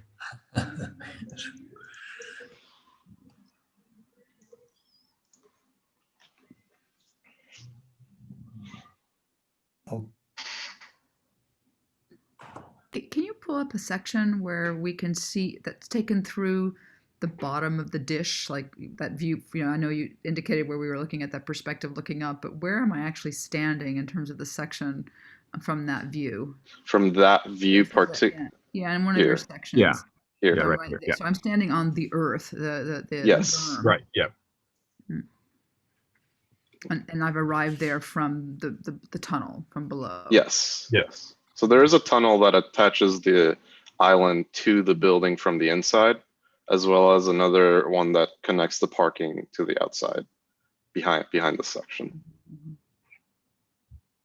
Well, I'll just jump in and go in on a limb and just say I think your project is fantastic and in all ways. It's probably unbelievable, but it's certainly a spectacle, right? You are certainly maybe making it a destination. It's something that has risen from the water and is sort of floating there, this kind of large dish with its entire reference being the sky. It's the first one that on one hand is really looking up at the sky. On the other hand, the way the hotel rooms are constantly forcing your gaze back down to the water and the reflection of yourself, I think is really experiencing that site in a really unique way, which is fantastic.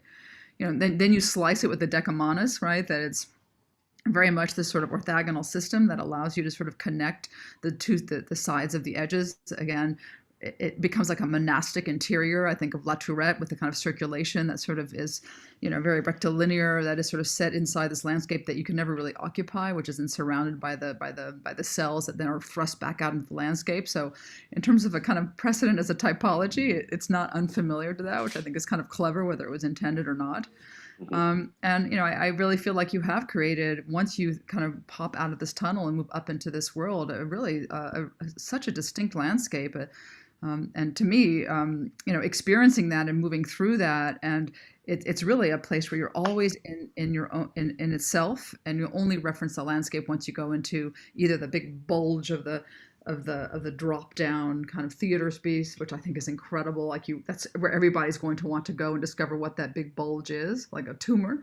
Or you're in your rooms and you're kind of looking privately down at your lake. So I really appreciate the various scales of engagement that you afford. Should they have gotten rid of more of the island? That was my thought, Tom. I think that they probably struggled with the dichotomy between literally having this dish floating on the water and floating on a berm. And obviously the more dramatic thing would have been to have it float on the water, which probably would have required then making the landscape below the water surface, in a kind of basin below the water surface. So they could have a dish within a dish sort of idea. So that, it would be uncanny if it were floating on the water, but there are big problems to solve if you want to make that happen and preserve the idea of a park. Yeah, it's funny, as a provocation, the water is the landscape and it is no traditional green landscape, et cetera.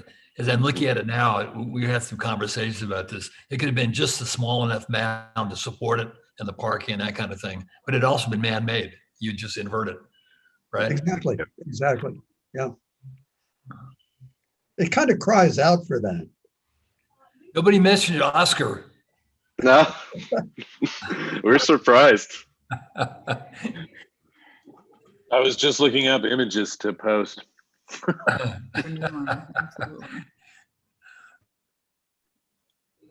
It reminds me a little bit of the convention center at Brasilia. Oh, absolutely. Very heroic. Yeah. It is spectacular, no question.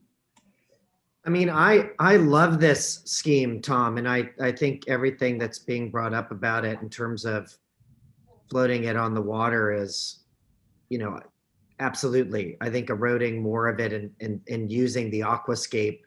It has a lot of hydraulics in it as a dish itself, but also as Craig was alluding to. But there's a kind of elephant in the room that maybe I'd like to introduce as a provocation for you and the jury.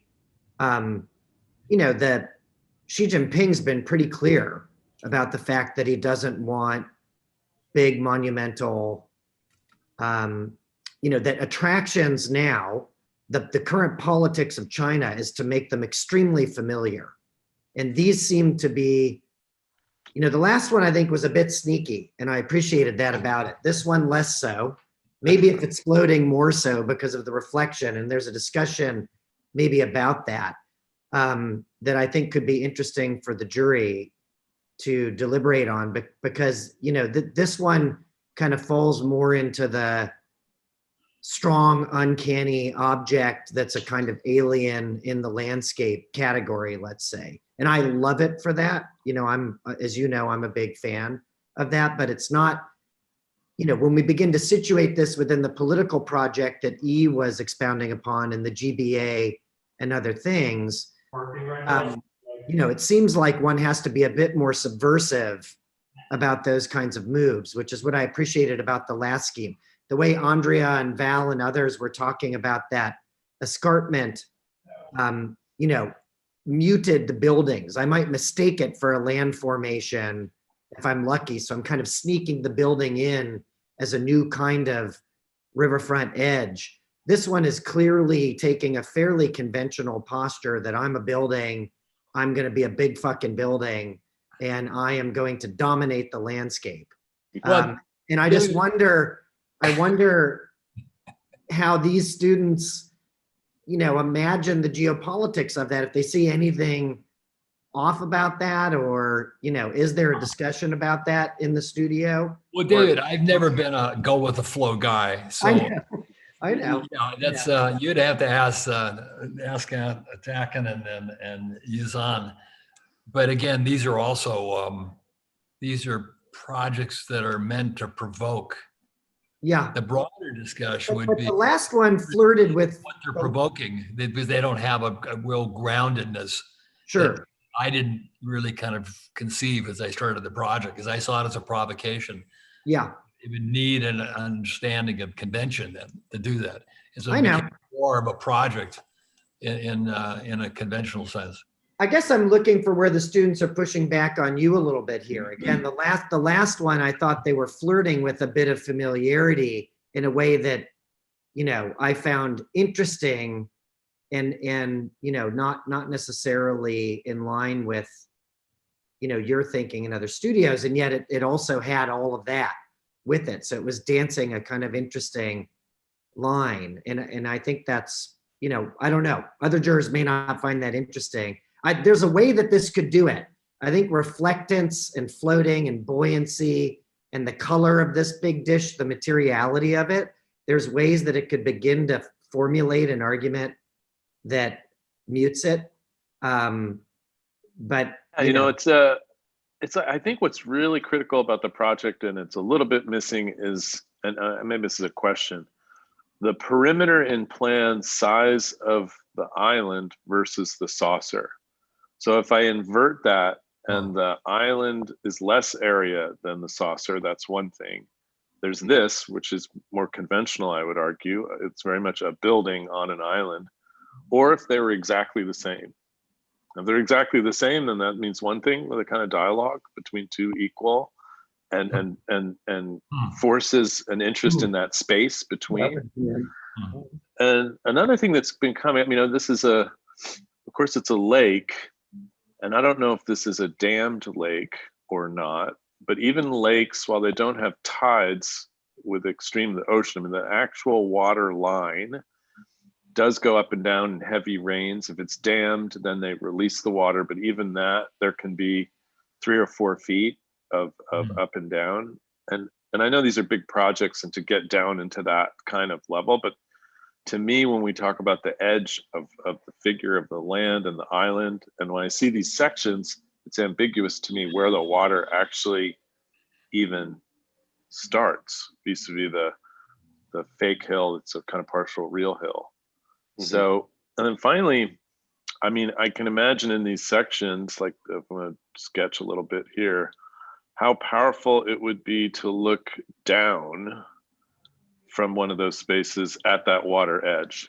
Which to me, then, that's a totally new way of understanding the perimeter of land and water, and a tremendous opportunity that the thing would allow you that. And then I really like the interior of the project in there, that world that you made, in that it's just completely perverse in the sense of like it has no reference to the outside. I think Wiscombe said something about Close Encounters to the Third Kind. In that sense, it is once you like if you come in through a tunnel, you come up, you're only looking at the sky.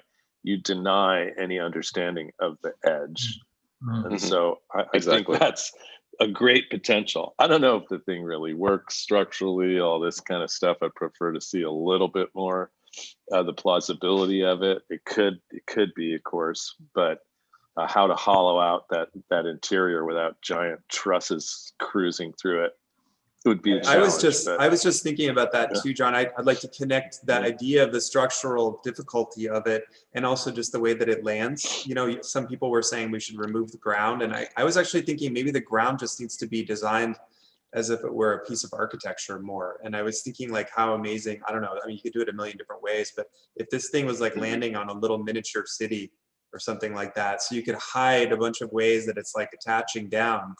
I guess I'm kind of riffing on this little bubble that's sticking out too. There's like this other regime of stuff that kind of pokes out. And I don't think that honestly, just for me aesthetically, the kind of muscular and pure quality of it being just a dish on the water, I don't think that would be as powerful as this is like one building landing on another building or landing on a miniature city or something like that. Right. That's what, I keep thinking of the You've been looking at Third Encounters too many times. That's where I live, Bill. Yeah, I know. I don't blame you, but I like the object quality of it. I think it's pretty cool, and I think that it's almost a stadium-like thing, in a way. It has that scale, and there's two things. One is that, and when you plan something like this, you run into this issue of what happens after a period of time when its useful life goes away or it gets reconfigured somehow. But it really is, it has a finite thing and it's going to remain that way. And that's it. It doesn't have the expandability that some of the other schemes may have had, that is having certain increments that could be added to the schemes. And so this is a concentrated thing. It's an object. And what it requires, quite frankly, is capital.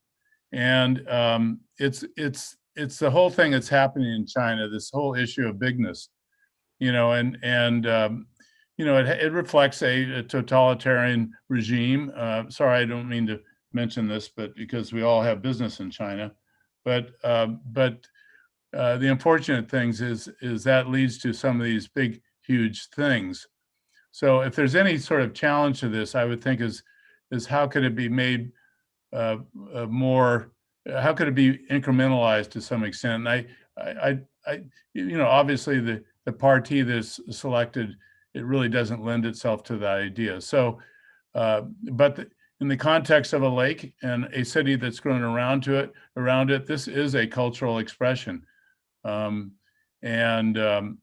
it's a unique place. And I think in some ways it's challenging in its accessibility.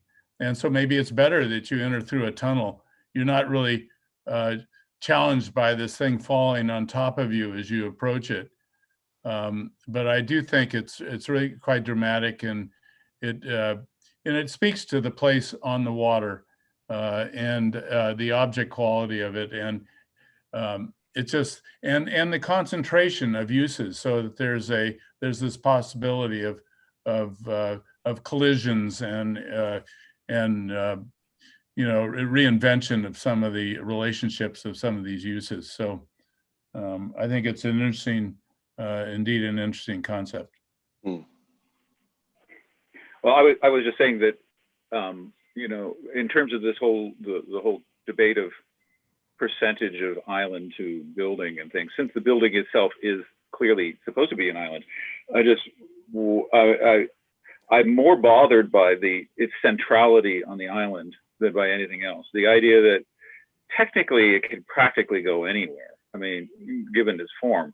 And there's something about its location in the middle that tends to make the whole thing look like a water lily, which is one of those funny analogs that I know is very popular in certain places.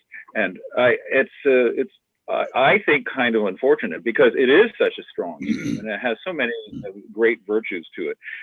One of them isn't, though, I think the way that the sections, again, are just dealing with constant striation, but that may have to do with an attempt to get certain formal aspects working. The other thing is whether, you know, the thing should be almost, the island should almost be, it should be on the more concave aspect of the island, I'm imagining, rather than on the most convex part of the island, you know, so that it can actually have a, almost be nested or something like that in there. Speaking of datum, the top of the bowl, the kind of horizontal lip, is that aligned with anything, any buildings or structures outside of itself that are surrounding the lake? No.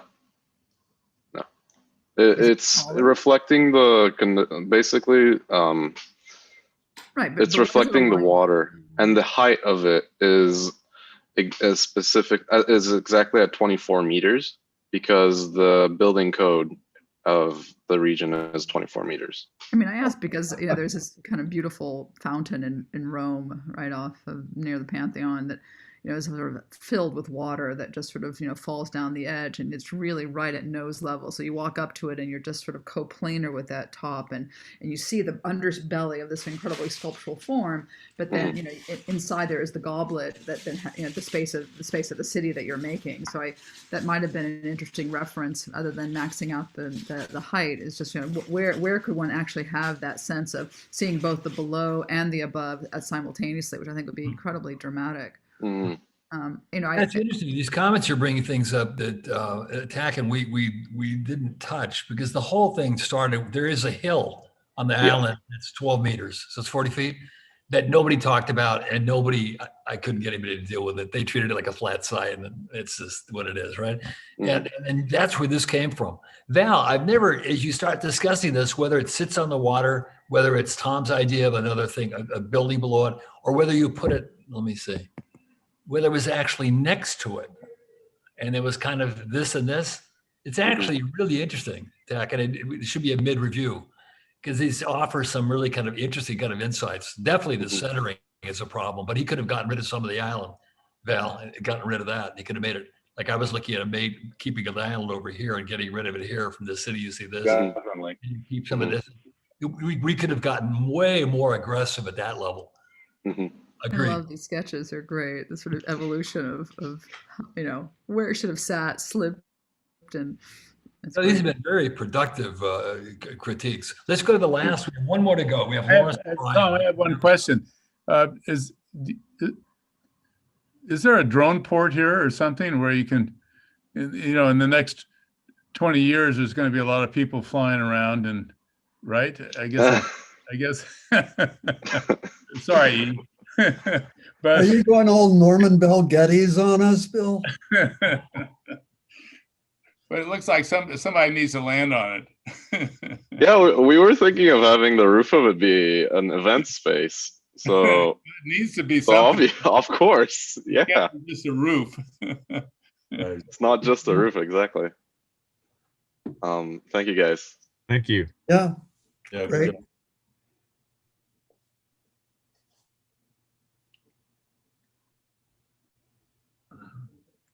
Hey, how's it going? My name is Lawrence. My partner is Brian. Yeah. Can everybody see my screen and stuff? I want to make sure. Yeah. You want full screen? Yeah. So our project is called Urban Connectivity. This is just kind of a layout of all the different projects so far. So me and Brian really, is it working right now? Is the sharing still working? No change. Yeah, it's not changing. Yeah, you can share. Sorry about that. Yeah.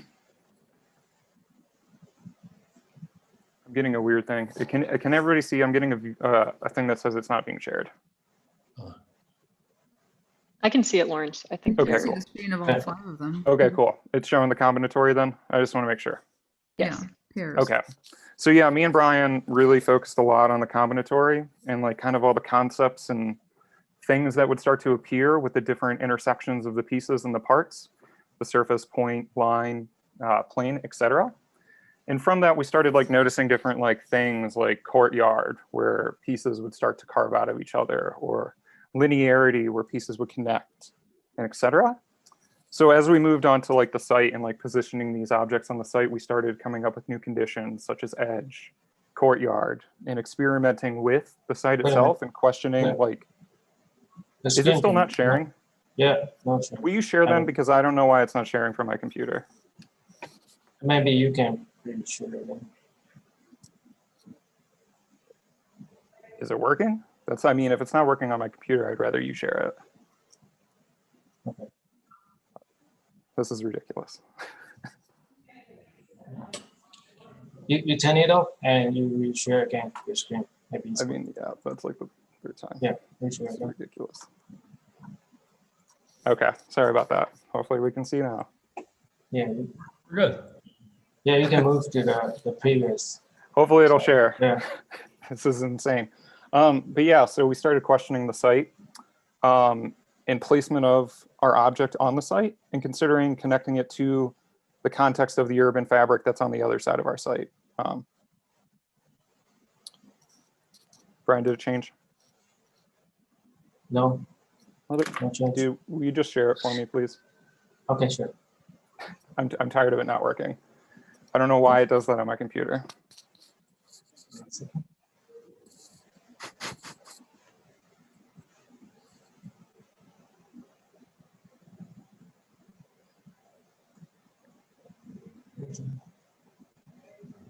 Can you see the change? Yeah, I can see the change perfectly. Okay.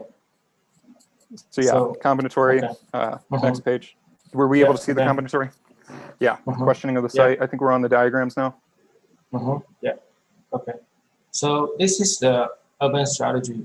We focus on it's not only like the micro scale of the around the site. We see the macro like from the city. So you can see that the boundary, the city is surrounded by the nature. The left is the mountain and the right is the lake. So we try to like connect it into our sites. So you can see the down of this one is we also want to like reconnect with the neighbor. Yeah. So yeah, like around Thanksgiving time, we had started having conversations with Tom because this had become our scheme, and we were having conversations about language and how language started to dissipate in this project for us at this point. So we kind of reconfigured and rethought about a new strategy after this moment. If you want to go to the next page. So we kind of developed this scheme, trying to reconnect that language with our diagrams of like bringing individuals to the site, as well as the connectivity to the like landscape and campuses nearby. And these are just a series of iterations showing different surface conditions affecting the objects in the script that we wrote, and showing that there's like a different diversity and different applications and different connective tissues that occur through these different surfaces as subtractions. Next page, Ryan.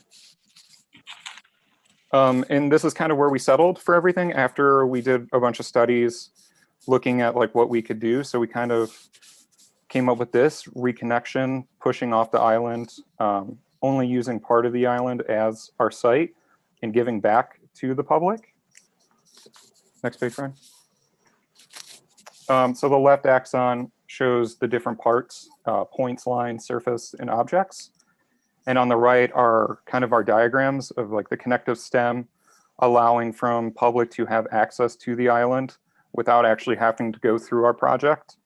And then the second one below that is the circulation web, where within the project, the circulation both vertically and horizontally connect people and the different programs to themselves. And then looking at the landscape continuity, I think we roughly about 80% of landscape unused, while offering up, again, public access. Next page, Brian. And here's our program. So we actually kind of questioned the program brief a little bit. I would say we almost doubled everything in size. And we thought about it as a way of, if this is going to be here for a longevity and the cities around are continually growing, that we should also consider that growth within our project. One thing that we did within our research is we discovered that there wasn't really a large concert hall within like the city urban fabric within like a few, 60, 70 miles or so. So that was one of the things that we thought of as introducing like larger elements to make this more of like a tech hub. Next page. And here's just like a sectional programmatic diagram showing the different spaces and different programs and how one moves through them. And this is in the X direction. No, this is in the Y direction, sorry. Next section. Yeah, and here's a series of our sections. Through the combinatory systems, like using the surfaces and points and objects, we get very different sectional qualities as we go through the project, like a lot of the projects that have been presented already. So you can start to see the different organizations and the different connective tissues of each individual piece through our project. And then here's just, again, one of the things that we really wanted to focus on, and the bottom section really does that, is the bridging between all the different programs, as well as creating like identifiable pieces. So in the bottom section, we have our conference hall to the left, and then some sort of bridge network that goes through the atrium space that then goes outside and then connects you to the concert hall, kind of a play on theater within a theater. If you want to go to the next section, next slide. And here's an image showing that connective bridge that leads you to the landscape as well. Next. Here's again some diagrams showing the different connective pieces through the sectional qualities. Next slide, Brian. Again, same thing, showing the different sections. These ones are much different because they start to introduce the landscape and showing a lifting off the landscape through, again, the use of the surface from the combinatory systems. The bottom section, we really wanted to like cut it there to show that public bridge that allows for circulation onto the land. Compared to our last section, we kind of wanted to dilute this one a little bit and make it less intense. So that's why we cut it at this moment, because we felt like those connective bridges, those connective things are extremely important. Next slide, Brian. And here's like just a perspectile drawing through that area and showing the different connective pieces that would link all the programs together. And then here's our plans. Again, showing those connective tissues. The line system became really important for us as a way of dividing and also connecting all the various programs. Next slide, Brian.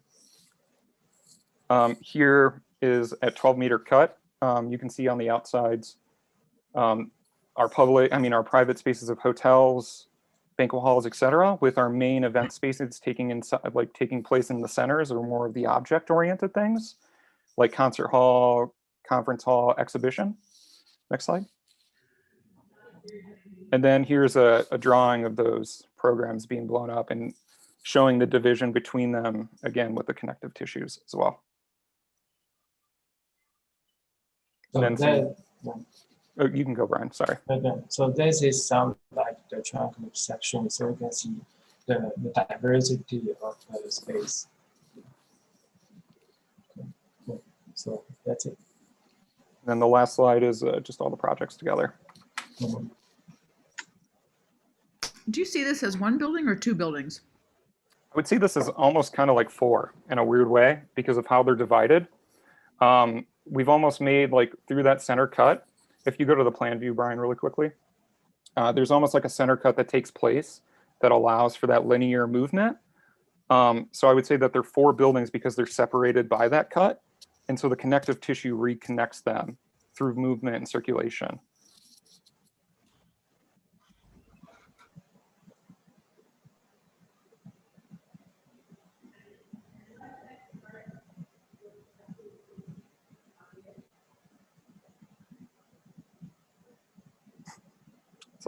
It reads more like two zones, but maybe I'm wrong. Okay. Yeah, I think the horizontal axis going through there, it cuts the two zones into a quad, right? Just a question about the uses. The uses that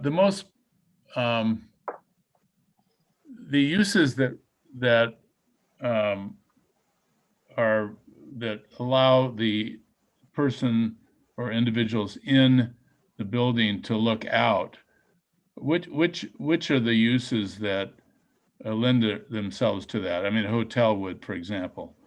I would say the hotel would. The exhibition hall, which is that, I guess, egg shaped on the site in the middle, also does, because again, this is like extremely conceptual, so we didn't get to the detail of like glass and materiality and stuff. So I would say that does as well, because it's tucked underground a little bit and offers like views all the way through of the water.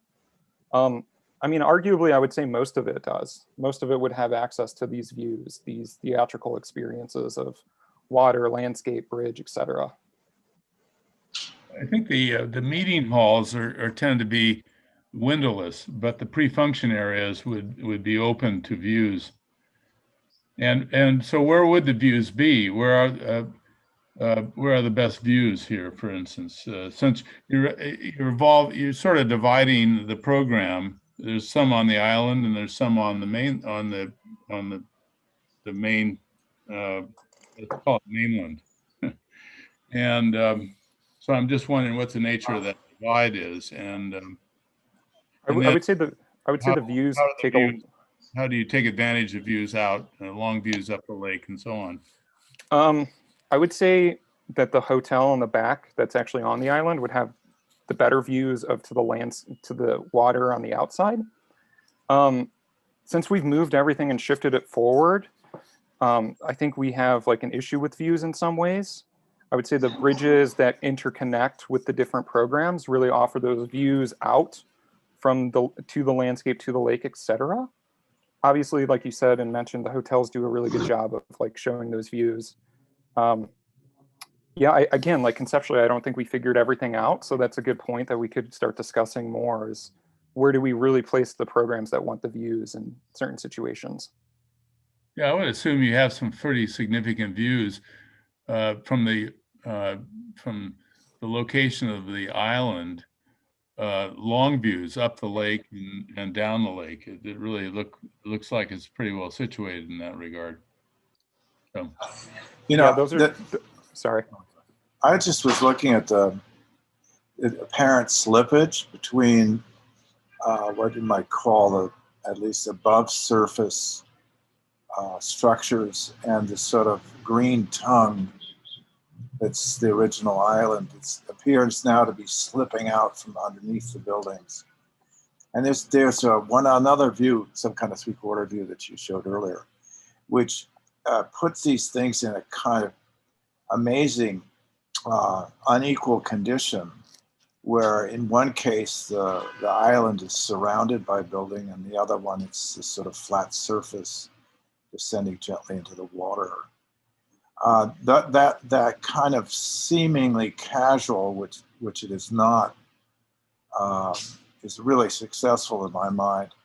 I'm wondering, however, about there's a kind of axiality that's in a way trying to hold the project together in the two bowls, especially the larger one has the major theaters in it.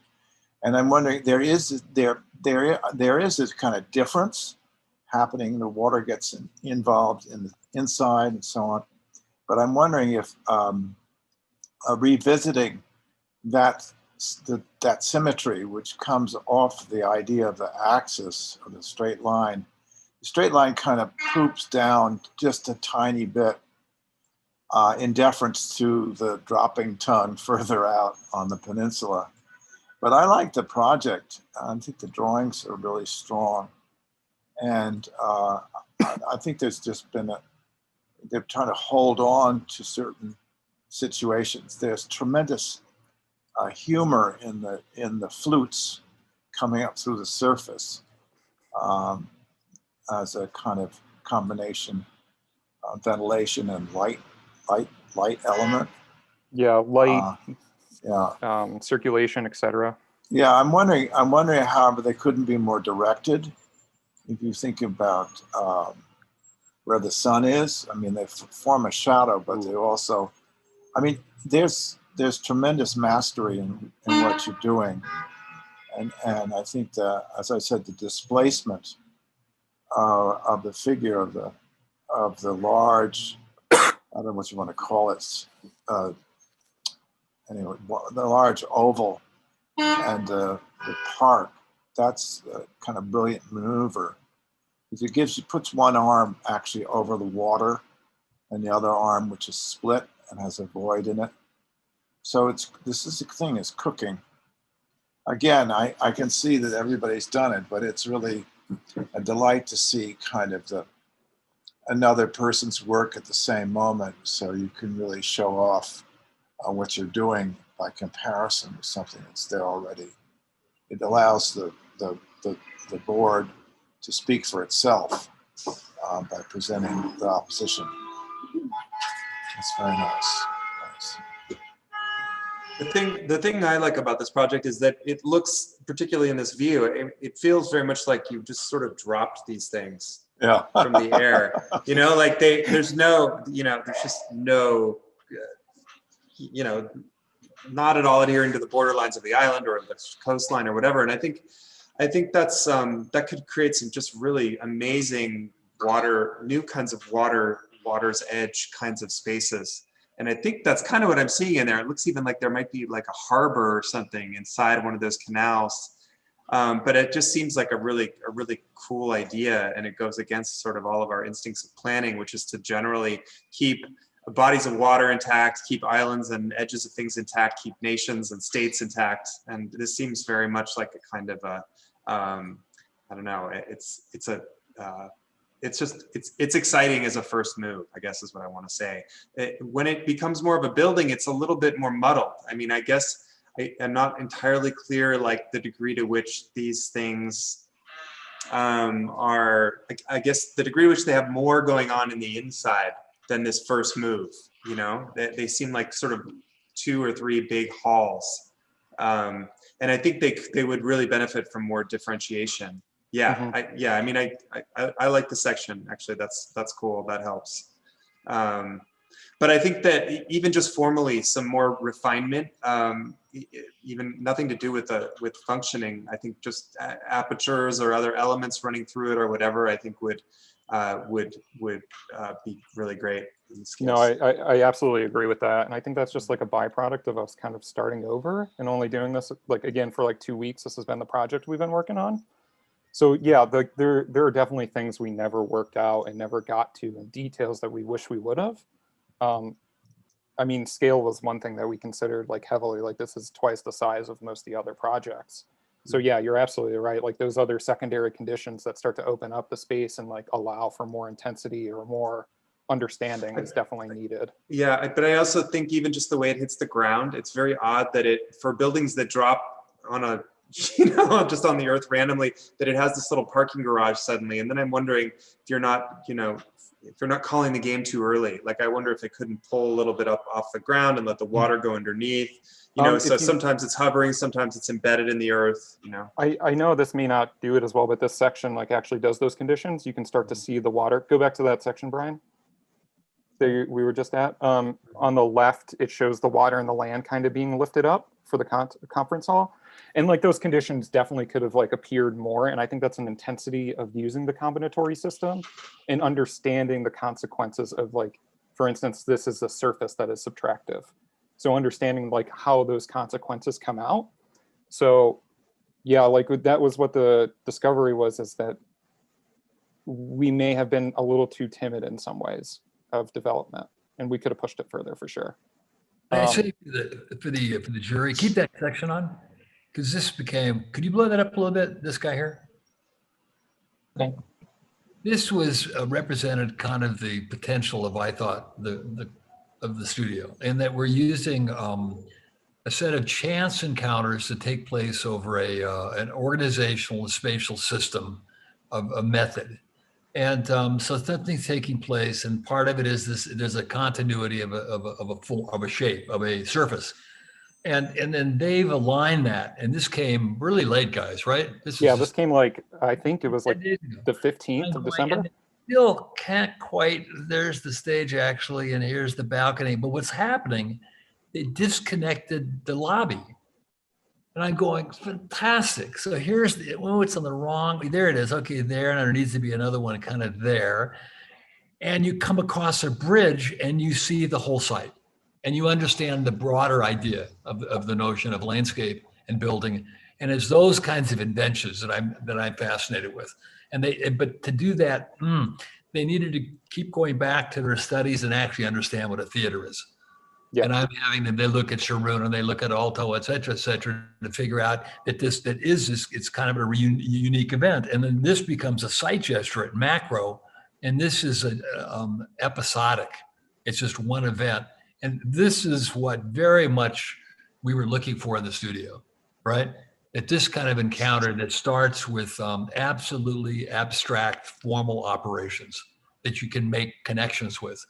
And that I guess this last project also showed that they can do, if not hundreds, dozens of alterations. They have the ability to manipulate the system, right? Which is really something that really all of them did at some level. I mean, I think there's. Go ahead, John. You can Well, go. I was just going to say, it's so great, Tom Main, to see you get excited at certain portions of the project. It reminds me, that the studio is very much creating its own problems to solve, and you get excited as soon as it starts to make those problems and you start to see them as solvable or as opportunities.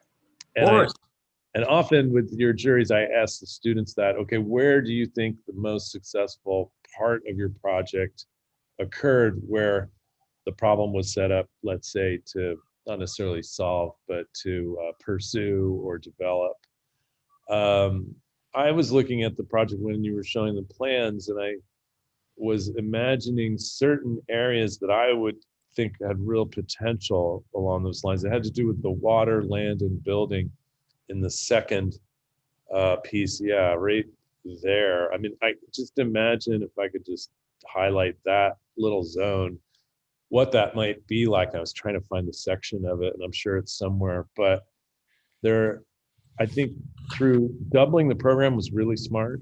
I like intuitively, most people would have taken the project on the right and put that on the left and it becoming a bridge. But by taking the more dense project and making that a bridge, and then the more fragmentary one on the right, I think was a really interesting move. But what you've done it seems like a small level, but we know that this space is huge. That's like a city street running through there, as well as this one on that side. Then of course over here, I mean, for me, is similar maybe to how Tom's getting excited. Those are the things that I think come out of this process that are quite interesting and would be really fantastic spaces that are not like the normal dichotomy of landscape and lake, or lake edge and building. Yeah, I mean, I think there's something emerging here, Tom, which might be interesting to ruminate on in this review or in other future reviews. But I think there is some interesting work here on the subject of context. I mean, I agree with Tom Wiscombe that these have a kind of meteoric quality, meaning they're like two meteors that hit the ground and they've left their mark. And I think like the cenote Chichen Itza, there's a kind of magical quality to the secreted spaces that you were just showing, which are the kind of debris here, these kind of very small, deep wells that you see around that very big meteor event in Mexico. And what that begins to speak to, many of these projects have a kind of entropic, weathered, formal quality in plan. And I think that could be paired up with a material set of qualities that speaks to a different idea about context. I mean, like the meteor in Chichen Itza, this could be pre-Columbian. I mean, these buildings could appear as if they're older than the lake itself, that they predate the context. And so they're kind of alien, juxtaposed relationship with the city, I think in a way almost gives them a history, a future history that could be really interesting. Wow, here. interesting. To me, it'd be Terrell's crater. What's that? Terrell's crater. Yeah, I mean, it's kind of like that. Yeah, exactly. I mean, that's kind of where I see these going. They have the bigness. You kind of know that some event has happened. You discover these smaller inventive moments like the one that you just pointed out, but you never really see or understand the whole meteor. It's the cenote that you encounter, these highly localized singularities, but there's something about it that makes it, you know, feel weathered and part of the place, as alien as it is, without looking familiar like the surroundings.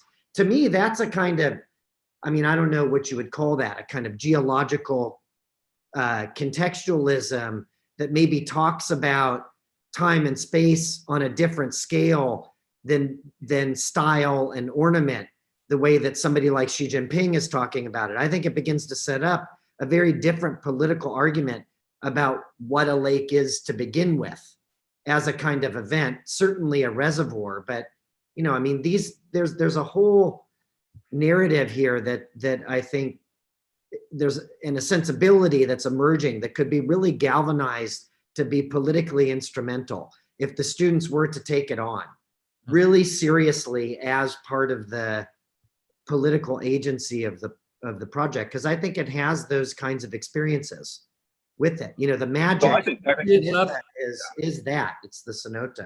Absolutely. Lawrence, could you get us back? What was that? Could you free up your presentation? So we're going to start talking with the whole group now, so we can see. Okay. Yeah. I just want to add one thing before we leave your project. Oh, okay. Can I just jump in? I mean, go back to that drawing one more time. There you go, or whatever it is. You know, to me, it's that's why I asked you about whether how you see it as one building or two buildings. I mean, very much the gestalt of each volume. You know, we complete those forms. You know, we complete these, right, as two overlapping elements. And in a way, I kind of want to go back and kind of see the lake at a larger scale, but it really seems like these are, not to make too much of a narrative out of it, but it seems like these are sort of two, in a way, bypassing volumes that are floating past, and then not only each other, but they're also bypassing these two sort of landforms that are existing. And to me, those are the really exciting moments right there, right here, you know, right here, where these things, you know, all intersect. And that's where I think where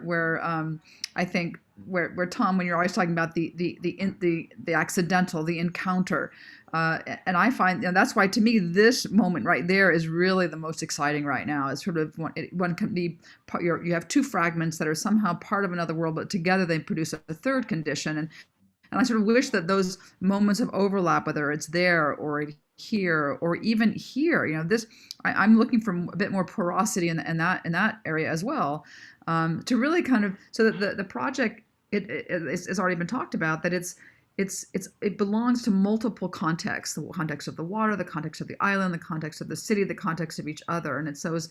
So on one hand, and then they become fragmented. I love this, you know, your metaphor here of the notion of an archaeology, of a kind of ruin that we're discovering. And so I think it has so much potential in all of those areas. And I have to say, I love, and I wish I could go back to it, you know, that your grid of infinite variations, but it's in those infinite variations that maybe you begin to make discoveries that then you sort of go perpendicular to, then you zoom into, and you kind of work on the pieces, the fragments, to kind of that. So it's that discovery of the idea that then allows you to develop the moments within it to make it really strong. So, you know, for me, I just need a bit more information of the kind of the lake and how these two volumes kind of descended on it, and how then they have a relationship to land and water, and then ultimately to each other.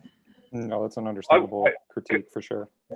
Yeah, I just wanted to say that I think that rather than, I mean, I'm surprised by both, I guess, its foreignness, as everybody's been saying, but also by its strange familiarity, and especially how it produces its own context. And it reinterprets the context around it, how, you know, the goofy edges like those are challenged immediately by edges like that, where as you nestle up against that road and stuff, and how a form like this challenges the whole so-called pseudo-nature of the island itself and its formation. Exactly. You know, there are these amazing elements that are just, you know, I think it's one of those projects where you put it into a context and it alters the context. by its own sort of disruptiveness and its own, I guess, multiplicities. And the other thing is, and I know you're trying to wrap things up, but you know, strangely, this is almost like the combinatorial project of the other projects in the studio. As though somehow one could imagine taking the 4 other projects and combining them into this in some way. You know what really works here is the fact that the relationships are fluid and changing and displaced all over the place. So, and it's one of the things that actually the digital domain makes, in certain situations, makes sketching difficult. But I think Tom's got the studio working, so there's a kind of fluidity of process. So you can have this, the intention of some sort that's not quite working out, which allows you to discover part of the project that's at odds with one another, or produces what I think Andrea called the third condition, which is you have a couple of situations running simultaneously, and you discover there's another player, another space, or there's another piece of tension. And actually those are the key spots of the project, is where the intention slips and there's a kind of void in the process design. There's a kind of, something becomes missing in a way, but it's new to the composition. And this project's doing it all over the place. You know, Andrea pointed out that there's these, there's a kind of hierarchy of passing volumes all over the place. And when you made the sketches, that became very evident exactly those kinds of gestures. But I think the real key thing is that the studio, we've seen it all day long, there's tremendous sophistication and skill with regard to the tools. You guys are mastering the tools. You're not letting a single surface drive you to do something that is kind of usual. You're setting up disruptions, you're setting up errors, you're setting up mistakes, you're setting up clashes, you're setting up pieces of the unknown. And it's just in that moment when you're facing something that's not working that you realize maybe that's exactly what should be happening here, rather than dictating how something should get together from the onset. So we have words for that, like slippage. But it's been quite an afternoon for me as I watched this happen. I love the fact that 2 of the tubes coming out of the water here, I guess that's the parking garage that's underneath there. Yes. There's a lot of humor in the drawings. All these projects make me smile, actually. Because in another way, we are kind of, there's kind of autocriticism of style and form and shape, and sheer love of the sinuous quality of the, you know, possibility of the spline everywhere. I mean, imagine the celebration of the kind of geometry that's coming out of the studio. It's terribly exciting. Yeah. Thank you. Okay, so I leave this image here, the whole group. Maybe you shouldn't name them lines, edge, peninsula, object. Maybe you just name them 1, 2, 3, 4, and let the beauty of the thing you're doing speak for itself. We were considering naming it 50-50. Yeah, 50-50. Or maybe, you know, 1 + 2 is 5. You know, something. 70-30. Yeah, something. Yeah, something that doesn't. Something that ties into the kind of the absence and this kind of sense of strange incompleteness, but the discovery of something by accident. This design is partially by accident, you know. Yeah, it's 100%. I'd like to ask some questions as we wrap this up. We're reaching 1 o'clock. We put the faces on again so I can see everybody. Oh, yeah. Could you guys release the screen? I'll take my earphone off. Brian's got to stop sharing. comment about pedagogical objectives. And I was interested in giving them a beginning organizational and spatial strategy and methodology. And you can see the differentiation between people having to do with experience, talent, whatever, out of that. And I'm interested in, and it came out of the jury quite interestingly, of an openness and seeing these as generators for ideas that, in fact, this jury was, for me, extremely interesting because it seemed like every project now kind of opened up to yet other developments of that project that were very kind of useful. And it was, they were along with the formal strategy, there were a set of goals, which I think became understood, which had to do with a strategy, which is very much looking for a particular type of organizational and spatial possibility that comes out of chance encounters, but with an incredible discipline. And my relationships have not been with architects, it's been with music. And I wanted a connective tissue. They're working in pairs, and I wanted them to have a conversation where there's agreement. And I was using people like the Keith Jarrett trio, and how Dee Jeanette and Peacock and Jarrett can speak and produce extremely complex sound organization, but there's an agreement, a set of agreements that allow them to work together at a very, very kind of high level. And with that comes ideas that come out of people like Miles Davis that discusses, if you want to explore extreme notions of organization, it takes an incredible discipline. And it requires a consistency of some broad, again, connective tissue to do that. And all of it had to do with relationships. And it came maybe intellectually, it came directly from Latour and interest in networks. No philosophical reading. Karen, I got you on the screen. That comes later. I'm using the Robert Irwin notion. Do your work first, and then the reading will mean something to you. They'll say, yep, this is something that's interesting me, that it kind of expands a certain thing I'm doing now, but it doesn't start with some abstract idea, which they don't understand to start with, right? And I really find the Irwin example much more kind of interesting. But I guess I'm asking a question now that it's just because for me, it's just about a first-year design project. And John, we've talked about this quite a bit, and especially the connection of architecture, that's not just digital studies, it is architecture.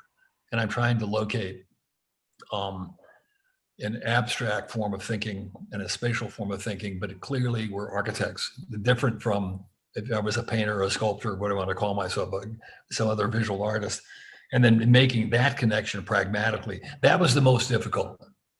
We'll have a talk again when this is over with. When you finally look at the theater still, they're just not yet interested in that kind of reality, and it'll come later with this group. And again, that's their, I've got Val Landry on my screen. You guys, that'd be another conversation, because when I was in your jury, they actually understand and they're interested in the working of things.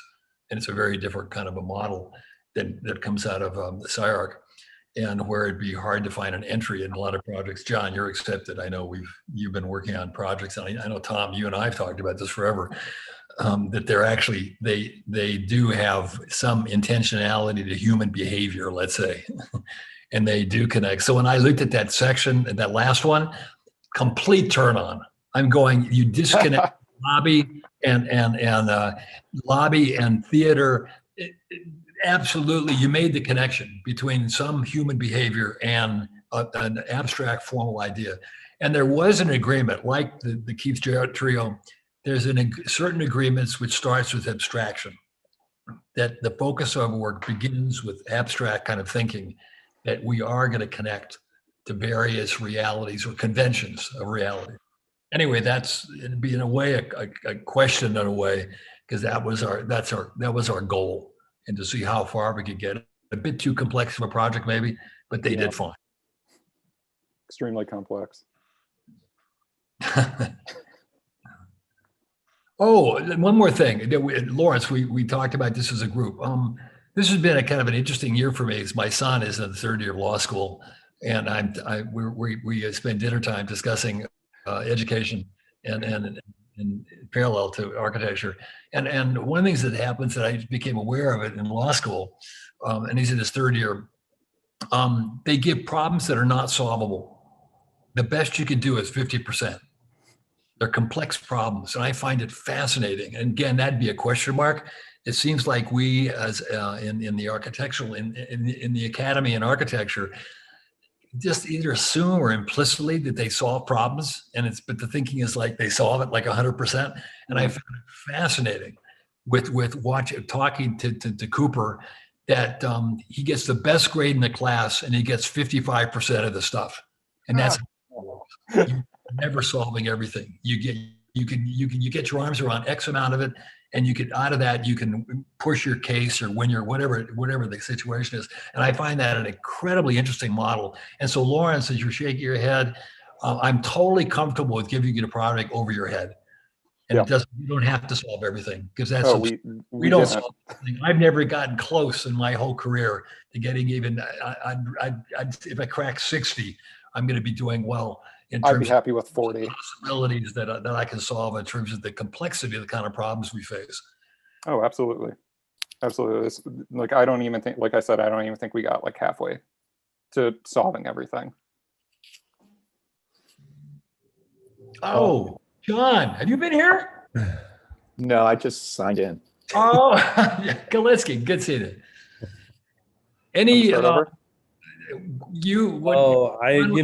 or notions? Well, great work, everybody. Congratulations. It's fantastic to see, as always. I always find these, Tom, it's always the chicken and the egg with you, to start with a formal strategy or not. You drive me nuts with your comments about SCI-Arc and what I consider to be gross mischaracterizations. However, what I think is interesting about it is, okay, you take these guys through a formal path. You offer them a menu of form, because let's face it, the projects are more similar than they are different at a strictly formal level. Excellent.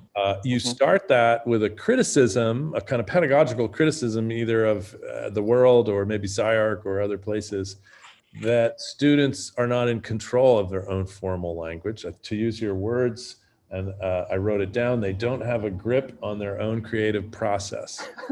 So you then offer them one, and then towards then a very architectural problem making, and then wonder, well, why can't they figure out a theater? On the other hand, you can teach students the rules of how to make a theater first, and all the typologies of theaters. Yeah. And when you do it that way, you say, hey, can you fit a theater into a donut? And they go, oh, no, I know you can't, because I know every single type of theater, if I was to take those two extremes.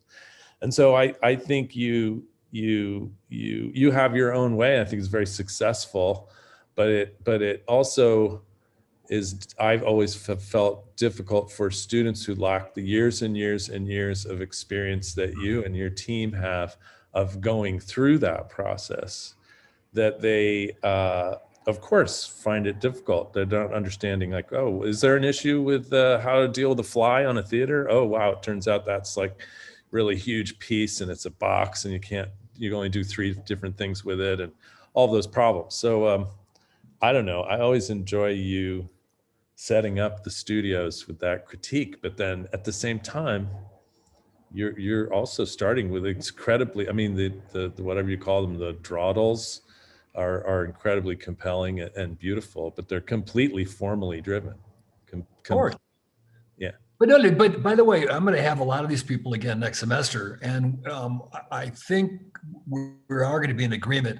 We can really change we can break the self-similarity, because they understand that they can shift the 4 primitives or the 5 primitives and the method of connectivity, and that's the next step. I love it. On another set, and I change all the primitives because I'm done with that self-similarity. They can do that. That's mixed. Right? The building will look different, and it'll have radically different characteristics, because we're starting from a different formal, the generative, the DNA. Tom, having been to your reviews over many years now, the last year, maybe almost two, but the last year for sure, you've definitively moved back into your own comfort space in terms of making projects, and I think it really is helpful to the students. I'm really happy to see it, where form does come before those kinds of, the formal problem solving comes before the functional problem solving. And I know that in your mind that those are all one and the same thing because you've been doing it long enough. And when you look at a form, you know immediately what it's going to be good for or how it's going to, what its opportunities are. But I think I'm trying to think back of like a couple of years ago, it felt like you had the students doing a lot of functional diagrams and analysis work. And then somehow that there would be this architecture that would spring forth. And I think that that maybe sets people up to be really good at diagramming, and maybe sets people up to be able to describe a problem and maybe even respond to it. But it doesn't, to me, it doesn't allow the students to get messy in the world where we live every day, which is that tenuous relationship between human inhabitation of things and then abstract form. And I just think this is so much more successful the way that you're doing it now. You're just being very clear about it. Like, this just makes a lot more sense now for me. And they may not work out, like John is saying, they may not work out all of the types or all of the function, but I'd much rather have the students stop there and learn into those things, which frankly are easier to learn than to have great knowledge of typology and leave SCI-Arc unable to deal with that messy creative process. That's harder to learn later. Yeah, I agree.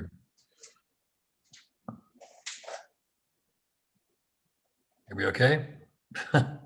Hey, thank you for the jury. Thank you so much, Val, Henry, Karen. You've been listening to here. I'll hear from you, John. We've been at this for a long time. Tom, ditto. And it's a really great. Tom, your comments, John. I really appreciate them. For the class, and I've got Bill right in front of me. All of a sudden, these guys have been watching this thing happen over the last decade, and it's been really fascinating to watch to get this kind of feedback, et cetera, as we move forward. Terrific. Again, thank you so much for your time. For the class, I'll hook up with you guys again pretty soon. We'll have some sort of a plan review. Yep. Val, really good. You're right in front of me. Val, it was really nice having you here again. Well, thanks a lot. It was a lot of fun to be doing this. And, I wouldn't worry that if they're too much, if the fly lofts don't work, or if they can't quite get 14 seats in a row or something like that in their theaters, because I think what they've done is that they've invented theaters that they probably never would have conceived of before. And I was thinking back when in the late Alto did his competition for the Opera House in Essen, where he started with a painting that he had done of a kind of rock on a forest floor thing, and turned it into the theater, the Opera House. And it ended up being this amazing sort of landscape of a theater that wouldn't have been considered or conceived of before. And in this case, you're dealing with everything from exhibition spaces to the theaters to, well, islands, landscapes. And so it was great. Terrific. I don't see Dave. Are you still here? I just got a note from, okay. But anyway, it was a great, Bill, you're smiling.